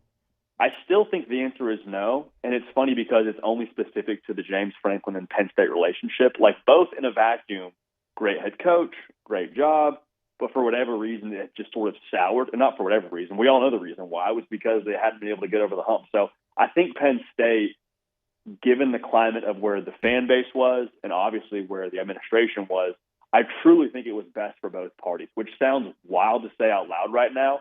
But I think going back in time, I don't know that you still – so here's what I would say. I do think maybe you wait longer knowing what you know now. I do think you're a little less hasty to jump in the pool and firing James Franklin. But I do think eventually it would have happened, if not in the midway point of the season, it would have happened probably closer to November. All right, let's talk about the College Football Playoff Selection Committee's decisions last night. I saw your video earlier that you just didn't agree with some of the things. What's your beef? I got a lot of beef. I got a lot of it's like a butcher over here. I got a lot of beef for you, Hunt. So I'm all over the place. On one hand, I'm like, I think the committee, as much heat as they're taking, are doing a good job. I think their one massive flaw was they started the whole rankings out with Miami at 18. And I think that was sort of a, hey, I bet they lose again kind of move by them. Hey, we won't have to worry about the head-to-head. We'll put them somewhere around the top 20. It'll be fine. And then they kept winning. And now they're in a spot where it's 10-2 Miami, 10-2 Notre Dame. And they're like, shoot, well, can we make a move after conference title weekend? Hunter Yurachek seems pretty open to that idea at at last night's ranking reveal show talking to Reese Davis. So I think that was just a swing and a miss. That's tough. When I zoom out even further, I'm like, can we really blame the committee when they're operating off of this ridiculous 5 highest ranked conference champions format? Like that to me is where the problem really lies. And I understand I'm kind of yelling at the cloud here, and I can't get anything different in this discussion because of the laws that are already in place in the college football playoff. But like, I had ESPN show me a graphic last night of a side-by-side of JMU and 7-5 Duke for a playoff spot. Yep. What are we doing, Hunt? What are we? Is that really what we want this college football playoff to be about? Meanwhile, 10-2 Vandy, 11-1 BYU are on the outside looking in. That to me is just it's egregious, absolutely egregious. No, there's no question. I mean, those two teams you mentioned, absolutely. Texas, I would throw into that mix as well. You can say, well, you can't lose to Florida. It's like, yeah, well, I mean, everybody's got some losses here. It's not perfect. We're not telling you they're second in the country, but I don't need to watch James Madison play football. I don't need to see that. James Madison will have almost no one drafted, and Texas will have 9 guys drafted, and they're better than James Madison. And if they played at James Madison, they would beat them. And so I realize that they're saying, well, we got to play it on the field. You got to earn something to be a conference champion, this whole deal. You don't. And I don't need to see BYU. I don't need to see Boise State getting a bye last year, and I don't need SMU. We're trying to make everybody on the same playing field, and we're not on the same playing field is the deal. And I realize that I went to LSU, and I'm an LSU guy, and I pull for LSU, and we're blue blood SEC Joe over here. But we made changes after last year looked stupid, and I'm curious if we make changes after this year looks stupid. Because last year we all looked at this and went, wait, Boise gets a bye? Why? And then we changed it. Is there reasonable to think there'll be changes this year? I think there absolutely will be changes next year, especially if Alabama, hanging out at that 9 spot, misses the college. Again, I don't think this will happen, but I think if Alabama misses the college football playoff because they lost in the SEC championship game and the committee is trying to make concessions or whatever, like Greg Sankey, and to my understanding here, Hunt, correct me if I'm wrong, I believe this is the last guaranteed year of the 12-team playoff, meaning we're going to contract year. We'll talk about it next year, how it looks. If the SEC runner-up misses the college football playoff, Greg Sankey is going to, with the force of 1,000 waterfalls, take his ball and go home and say, I'm doing a different playoff, Big Ten. Let's ride. They're watching us anyway. I don't care about it. And again, I wouldn't be here for that. I wouldn't support that. I wouldn't root for that. But I'm telling you, if that's Greg Sankey, I would be wildly surprised if those things happen and he doesn't have a pretty swift reaction to that in a new playoff format. I do want to touch on one thing you said, though, when it comes to the JMU discussion here. Yeah. It sounds – so people, whenever you say what you just said, people's emotional reaction is to be holier than thou and say, oh, you don't like the G5?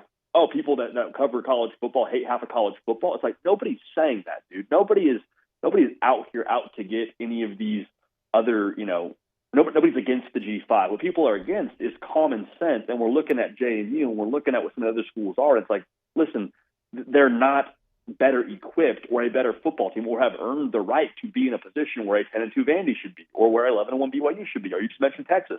And the thing within that whole discussion is like, I would be here. I've said it many times on your show, Hunt. I would be here for supporting teams, not conferences. If JMU is unequivocally one of the top 12 teams in college football, put them in. I was carrying the flag for Cincinnati during the 14 playoff. Last year for Boise State, I was like, yeah, they're a top 10 team. Put them in. Do I give them a bye? Probably not, but put them in.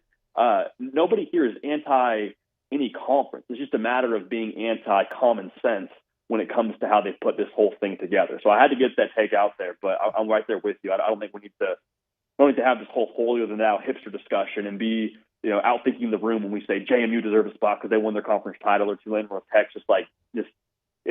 It's very much so virtue signaling, and I don't think anyone actually even feels that way. James Madison stepped up in class one time and got beat by 2 scores at Louisville. Sorry. The rest of your games against Marshall and Old Dominion. That's just not real football. Most SEC teams would skirt through that schedule. It is what it is. So let's move to the story of the week here in Baton Rouge. The Lane Kiffin saga has been resolved ultimately in terms of his spot. We'll see how the staff shakeouts work out or how the transfer portal works out. But he's left. Your thoughts? Just in general, or are we talking just any specifics to just what happens next? Or no, I think your thoughts on what that looks like from him leaving a team that is in the playoff to the meetings and the planes and everything that went on over the last 72 hours from Saturday through Monday. I think one of the things within the story that's been interesting to track from a just Bob's perspective, everyone wants you to pick a side. Everyone wants you to say he shouldn't have done that. He should have stayed with Ole Miss, or you say tough stuff, Ole Miss. It's LSU, and it's like I think there's room for both sides to be right in the sense that if you're LSU, you fired Brian Kelly to go make a hire like this. Like, you're not apologizing for that. And if you're Ole Miss, I think you kind of knew that Lane Kiffin was always going to be a flight risk. You knew this was possibly in the cards, and so I don't think anyone is supportive of the idea that you need to leave a team during the college football playoff. And even Lane Kiffin, it sounds like that was his biggest gripe. It's like, I wanted to stay and coach. I wanted to be a part of it. And everyone with common sense is like, hey, you get why we can't let you stay. We appreciate what you've done here. But, like, no, we can't allow you to hang around our team while you're going to coach a team that we're going to play next year and portal all our guys away or have the opportunity to do that. So I think my main takeaway is just, like, it's tricky. There's not probably one right answer. I do think as this thing progresses, I hope that there's some fond memories that both Ole Miss and Lane Kiffin can cling to be a little bit kumbaya-ish here, because what they did this year too is absolutely incredible. Like the fact that they won 11 football games, they only lost it to Georgia in the way that it was. Like, this should be a year that if you're an Ole Miss fan, like, you celebrate and enjoy and look fondly on. But I understand why the whole Kiffin part of it gives you some different emotions. So I don't really get if I gave you anything definitive to go off there, Hunt. I think the headline thought is this sucks, but it kind of is the product of where we are right now with the calendar set up the way that it is. Yeah, look, nobody in Oxford is ever going to forgive Lane Kiffin for this, ever. That's just the way it goes with fandom, and you lose some reason. The only possible way that they could look at it and go, he probably was right, is if he goes and wins 3 championships here and the bottom falls out at Ole Miss and they're just awful. And then everyone in Oxford would have no other recourse but to go, yeah, he pretty much propped us up here and we couldn't do it. But outside of that, then there's just no way that anyone will ever feel anything other than betrayal and hatred for him as long as he's around. And that's fine. People in Baton Rouge hated Nick Saban for a long time too. Don't tend to hate him as much today as he is very public about his support for Lane Kiffin coaching in Baton Rouge. So what's your thought on what Lane Kiffin does at LSU? I mean, well, so this is, to provide context, this is the same guy now that in the preseason made a Popeye's chicken sandwich. So, like, just I'm giving that disclaimer. I'm giving the hazard lights for everyone listening. I love it. I think it's awesome. I think the personality match is sensational. I think he's weird, and I think LSU has had weird head coaches be awesome before. Like, if you're in the small sect of the college football world that is saying Lane Kiffin to LSU isn't going to work, I would ask you why, and I think your answer would be, well, he's too difficult, he's too temperamental, he's too weird. And I'm like, well, is he eating grass, trying to figure out what to do on a 4th down call? Is he challenging his players shirtless to wrestle them? No? Okay, well then he's probably right in line with what has been weird enough at LSU and Ed Orgeron and Les Miles. So I think it's going to be awesome. I think the fun thing to watch here is the LSU brand paired with the Lane Kiffin brand of playmakers that have been there over the course of recent history for recruits, from Jamar Chase and Jefferson and Burrow and Daniels, and then like the Lane Kiffin legitimate like data you have to look at to attract top talent. And then on the other side of the football, what LSU should always be defensively with, you know, the personnel you should have from the state of Louisiana. And if you can keep Blake Baker, like the football equation to me just makes too much sense. And then the attitude that Kiffin brings, you would hope could flip a switch for what that team's supposed to be in the future here. So to put it simply, I love it, but I thought LSU win the national championship. So here we go. Let's get back to it, JD. We'll talk next week. We'll have a bracket to break down. Thanks, man. Looking forward to it. Appreciate you. Have a great one. JD Bickel, host of The Hard Count on 3 Sports, with us every single Wednesday. We'll come back with more. It's the Hunt Palmer Show. The Hunt Palmer Show. Renaissance Homes and Pools. Built by Renaissance.com. Built by Renaissance.com. What does your dream pool look like? Big resort style? They can do it at Renaissance Homes and Pools. Something smaller, more modest.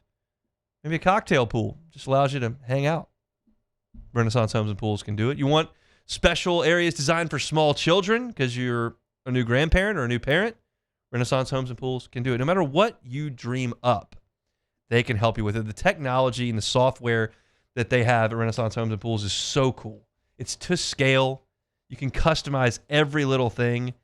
And that can include your outdoor kitchen in the renderings to see what it's all going to look like when it's finished. And the best part is you work with a local company and a local owner who's going to be with you every step of the way in Joey Blanchard. Give Joey a call, 225-252-7745. It's 225-252-7745. No matter what your dream is for a pool, Renaissance Homes and Pools can do it for you.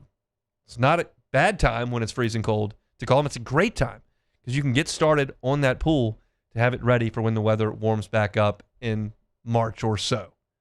It's Renaissance Homes and Pools. Find them online. Built by Renaissance.com.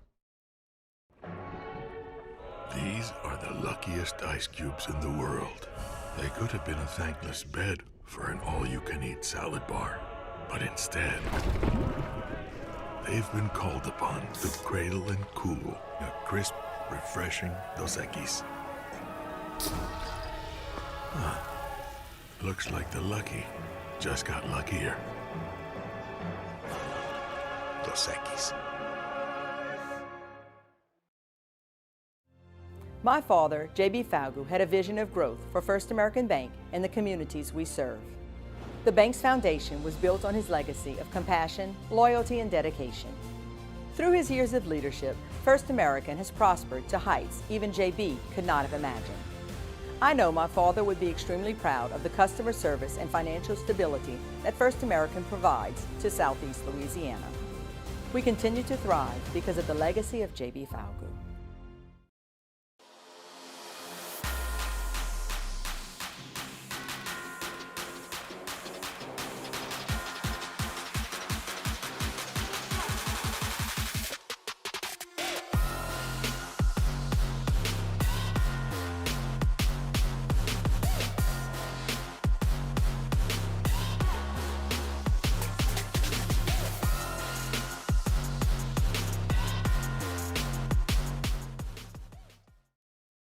I'm lawyer Collins Locke Meredith. Among the most important factors to consider when you're hiring an injury attorney is trust.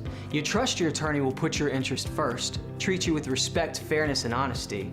You trust them to be there for you when you need them.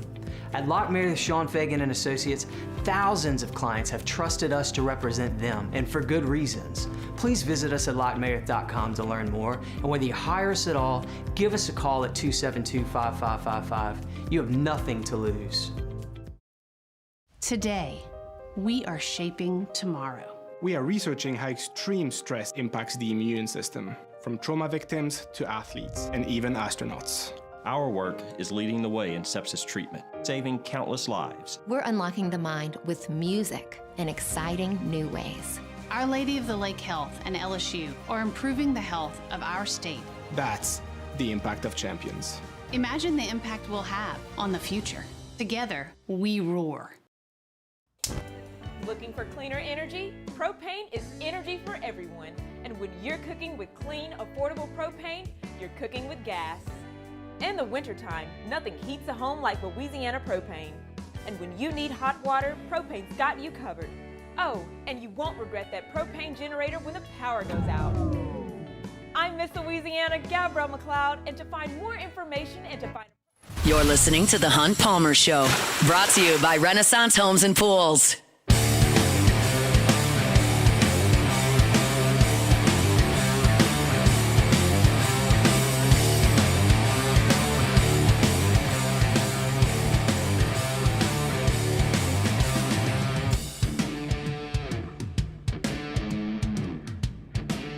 All right, recap of the day so far for LSU. If you've been working or been doing something and have not been able to keep up with today's open of the early signing period, LSU entered the day with 15 verbal commitments. To this point, Jabari Mack, wide receiver from New Orleans, Bryson Martinez, tackle from Gonzales, Braden Allen, wide receiver from Lafayette, Des Ellis, cornerback from Winsboro, Isaiah Washington, safety from Haynesville, Aiden Hall, Carr, safety, J.C. Anderson, tight end from Decatur, Illinois, Ryan Moret, three-star offensive lineman from Miami. Those have signs. That's 1, 2, 3, 4, 5, 6, 7, 8 of the 15 have signed. You also got a signature from Corey Barber from Pinson, Alabama, four-star wide receiver, was initially committed to Ole Miss, had decommitted. He's coming to LSU. And we believe, that's 10 that you've gotten, and we believe that Richard Anderson has sent his paperwork in. That's reported, and it's not like some backroom thing. They had a ceremony at Carr today. The media was all over it. There was a national letter of intent in front of Richard Anderson. He said he signed it, said he sent it in, did interviews. Everybody was there. Stands to reason he signed. LSU has not sent us that confirmation. That would be 10. You have not gotten signatures from 6 players committed to LSU to this point. It does not appear you will get that from Lamar Brown today. He did not sign at U High. Seems like you may have to wait on that one. That's the biggest name on the board. That is an issue where you don't know who your defensive lines coach is going to be. You don't know who your defensive coordinator is going to be. Garland Gillen reported earlier today that Blake Baker is interviewing with Memphis as well as Tulane. So we feel like there's a chance that Blake Baker is as a candidate at two different places in the G5. So Lamar Brown is in a holding pattern. We believe Lamar Brown wants to be at LSU. Lamar Brown tweeted that 2 days ago. Lamar Brown met with Lane Kiffin Sunday when Lane Kiffin got to LSU. Lamar Brown's representation has met with LSU, has met with Lane Kiffin, has met with with Blake Baker. I think the odds are very good that Lamar Brown ends up at LSU. He is not signed and is not supposed to sign today. Deuce Gerald's 4-star defensive lineman from Sewanee, Georgia. He's been an LSU commitment for a couple of months. The staff that was under Brian Kelly, under Blake Baker, Kyle Williams, really, really like Deuce Gerald's. They think he's going to be a great player.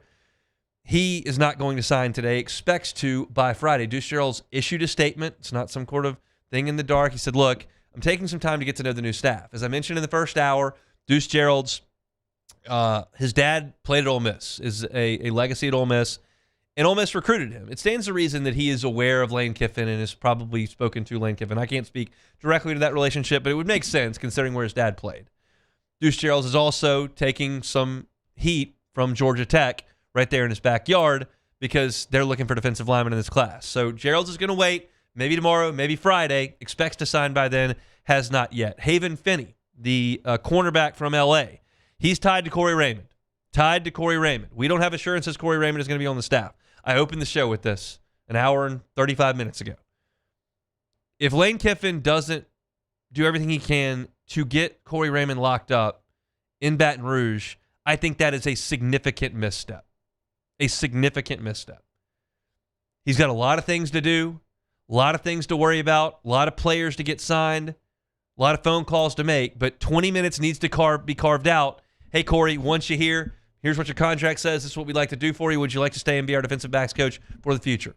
If I believe Corey Raymond would be agreeable to that, and you got to get that done. And then Haven Finney would sign at that point. But he's not going to sign today, and that is Corey Raymond related.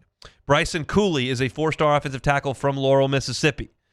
Ole Miss is pushing for him. Alabama's pushing for him. Billy Embody of On3 says that Bryson Cooley not going to sign today. Very well could sign in the next 2 days. Keep in mind, this signing period is Wednesday, Thursday, Friday. It's done. Then you got to wait till the next one in February. So those are the four, Lamar Brown, Deuce Gerald's, Haven Finney, and Bryson Cooley, who have said they're not signing today. Then you've got two more, Trenton Henderson, edge rusher, Pensacola, Florida. Very quiet recruitment. The thought is he's going to sign this afternoon. Hasn't happened to this point. I'm not sure what the other options are for him. I think Florida State was in there at one point. Trenton Henderson, no signature yet. Dylan Perter is a safety from Tuskegee, Alabama, 4 stars. He is not signed yet. There's potentially some options out there for him.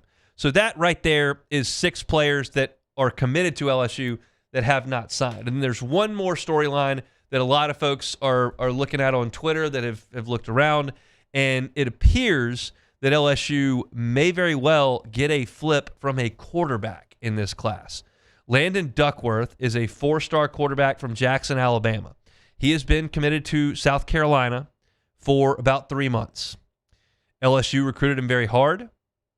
So did Ole Miss. He ended up at South Carolina with his commitment. He's 6'3". He's the number 10 quarterback in the country by Rivals, number 151 prospect in America. He's a dual threat. He runs on the 4x100 for the track team at his high school that won state. He averaged 10 points a game as a junior on the basketball team that won state. He was the quarterback of the football team last year as a junior that won state. He is incredibly athletic, big, has a big arm, and he's committed to South Carolina. And the crystal balls and the recruiting prediction machines and a lot are cycling in for LSU to flip Landon Duckworth. Keep in mind, for LSU, you've got Garrett Nussmeier, who's done after the bowl game, maybe done right now. You've got Michael Van Buren, who just finished his sophomore season. You've got Colin Hurley, who's away for the team with personal reasons. You don't have another scholarship quarterback. So right now, it's Michael Van Buren and about nothing. Juwan Johnson is not a quarterback. So they're going to go to the portal and get a quarterback. But you'd really like to get a high school one in. You'd really like somebody on the younger side that Lane Kiffin and Charlie Weiss Jr. can develop. not to be the starter against Clemson, but to get in and add some bodies. You don't have any bodies. And you hadn't signed a high school quarterback since you signed Colin Hurley 2 years ago. So Duckworth would be a very, very welcome addition to this class and to this program if they can get that done. That, to our knowledge, has not been made official yet. He has not announced that yet, but it's something that a lot of people think could very well happen over the course of the next 2 days. So that gets you caught up on where LSU is as far as National Signing Day goes here on this Wednesday. We're brought to you by Renaissance Homes and Pools, built by Renaissance.com, built by Renaissance.com. We'll step aside, come back, close it out next. The Hunt Palmer Show. One Bath and Closets. OneBathAndClosets.com is the website. David Duvall and his team, 30 years redesigning and remodeling bathrooms and closets. Safety is a big deal in bathrooms, especially as folks age. If there's someone in your life who's aging, wants to stay home, but you feel like may need to mitigate some risk in the bathroom in those hazardous areas, One Bath and Closets can help you with that. Non-slip floors, showers with benches, walk-in tubs, guardrails in slippery areas. All this can be done to mitigate some risk in the bathroom for those that are aging. If you'd like to talk about that, you're not really sure where to start, but like to talk about that, David Duvall and his team are happy to sit down with you. It's a free consultation. That doesn't cost anything to sit down with David and his team. Then you see what they can do. If you decide what you want to move forward with, they do have financing options available, 0% up to 18 months if you qualify for that. Go see the pictures of their awesome work. It's all there at OneBathAndClosets.com. It's David Duvall and One Bath and Closets. OneBathAndClosets.com. I'm lawyer Collins Locke Meredith. Among the most important factors to consider when you're hiring an injury attorney is trust. You trust your attorney will put your interest first, treat you with respect, fairness, and honesty. You trust them to be there for you when you need them. At Locke Meredith, Sean Fagan and Associates, thousands of clients have trusted us to represent them, and for good reasons. Please visit us at LockeMeredith.com to learn more, and whether you hire us at all, give us a call at 272-5555. You have nothing to lose.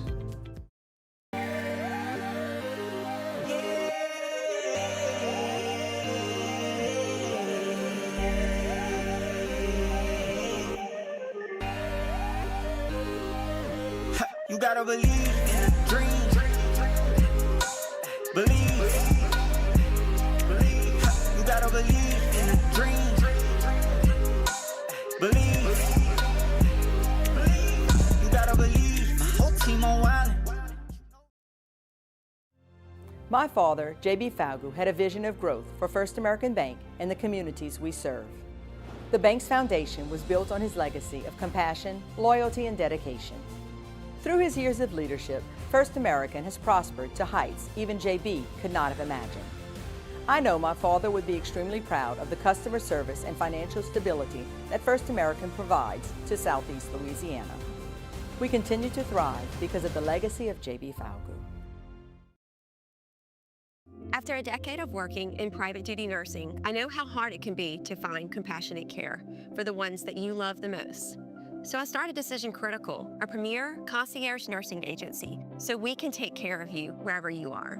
Our highly skilled nurses provide exceptional care from the comfort of your own home, with personalized packages for short-term, long-term, or even around-the-clock care. Visit us at decisioncriticalbr.com and give us a call today to get started. Looking for cleaner energy? Propane is energy for everyone. Propane water heaters are very cost efficient, and the savings are even greater with a tankless propane water heater. We all know that Louisiana propane is a safe and environmentally friendly fuel. So why not go green while you save some green? I'm Miss Louisiana, Gabrielle McLeod, and for more information, visit louisianapropane.com.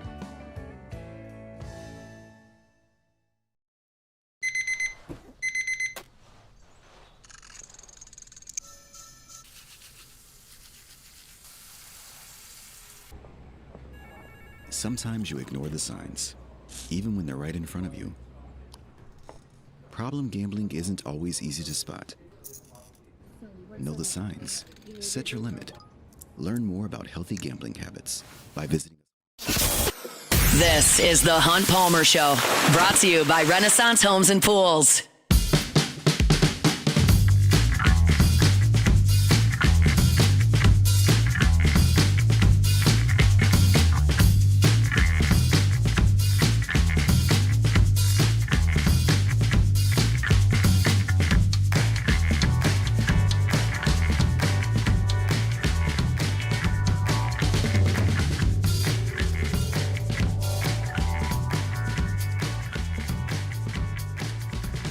BuiltByRenaissance.com, Renaissance Homes and Pools. Not just pools. If you're looking for an outdoor kitchen, entertaining space that you've always wanted, Renaissance Homes and Pools can help you out with that. They do it all the time. Contact my guy, Joey Blanchard. You can find him at 225-252-7745 or online, BuiltByRenaissance.com. LSU and Boston College tonight, 6:15 Central Time tip from Chestnut Hills and Chestnut Hills. Orchard Park, Bills. College Park, Maryland. Chestnut Hills, Boston College. Got it. Just took a second. That's where they'll play. BC's not good, but you can listen to that game on our sister station, Eagle 98.1 this evening. I'm excited to watch the guys play. It's an ACC game, ACC-SEC challenge. BC's one of the worst teams in the league. They may be the worst team in the ACC. LSU needs to go up there and take care of business. They're a 7.5-point road favorite as of this morning, so hopefully they can do that tonight. I'll be anxiously watching, and I'll react to it tomorrow on the show. We'll certainly have something up at LouisianaSports.net this evening as well. If you want to preview that game, you can find that over for free at LouisianaSports.net. Also a reminder, signing day still rolling, announcements still coming in. If you're looking for live updates for free, LouisianaSports.net on the homepage. The first thing is a live signing day tracker. It's been up and updated all day long. You can go check it out there. Probably have it up the next 2 days as well because there are announcements to follow. So that's all there at LouisianaSports.net. Take it or leave it. Take it or leave it. Take it or leave it. Presented to you by Flight by Yingling, the next generation of light beer, crafted by America's oldest brewery. Today's hottest stories in sports, news, and sometimes even Hunt's life. The question is, will he take them or leave them? Flight by Yingling, the next generation of light beer. Only 95 calories, 2.6 carbs, all the flavor you're looking for. And it comes to you from the oldest brewery in America that just so happens to be family-owned and operated. No matter what the setting is, Christmas party's coming up, get some Flight by Yingling, the next generation of light beer. Okay, so we're going to start this off with Chris Paul. So the Los Angeles Clippers, they surprised many when they announced overnight that they're parting ways with the veteran point guard Chris Paul. But there was reportedly deeper issues that led to the decision. CP3 requested a meeting with head coach Ty Lue, but he refused. And then Clippers president of basketball operations Lawrence Frank flew to Atlanta to tell Chris Paul he's off the team. Chris Paul being done dirty, take it or leave it. I'm going to take it. Obviously, Chris Paul did something. He did something. There's no situation where he is a perfect teammate and the coach says, I'm not talking to you, and the GM or owner or whatever flies across the country to say, go away. Something's up. But I feel like we can be adults about this at some point. I'm not sure what's going on, but CP probably needs to just pack it in. It's probably done. I don't know what you're out there for at this point. You're not going to win a championship. Just pack it in. Not with the Clippers. And it makes it worse because this was his farewell season. This was his farewell tour. Farewell. And they just get out of here. Okay, so Giannis Antetokounmpo has started conversations with the Bucks about his future. It was revealed today by Brian Windhorst that he asked for a trade over the offseason. But this is the kicker. There's a particular team in New Orleans that owns the Bucks 2027 pick unprotected. Is Giannis going to leave? Take it or leave it. Well, we need him to leave, but take it or leave it. I will leave it. Leave it alone. I'm not going to tell you something good's going to happen to the Pels. When was the last time something good happened to the Pels? They won the lottery with Zion. That was the last time something good happened to the Pels. Was that really a good thing? Looking at No, it was bad. It was a bad thing. It looked good. It was bad. It was not even a blessing. But hey, look, a lot of people talk about we don't have our pick unprotected. We own their pick, so if Giannis leaves town, all I'm saying is we're back in business. That's all I'm saying. The 2027 pick, so the one after not next this season? year. So next year. Okay, well, let's hope so. Fingers a long crossed. way away. Fingers and toes are definitely crossed. So Ed Nakar. Yeah, I saw this list. Ed Nakar had 15 players signed today while currently sitting on a 25-game win streak.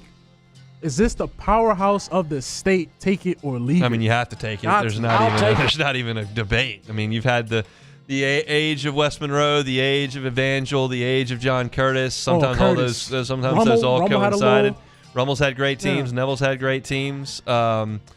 You've had a lot of great programs. Catholic's had it on a great run. U-High's on a great run right now as well. But right now, Carr is the best program in the state. It's not even close. And to have 15 guys sign D1 scholarships is unbelievable.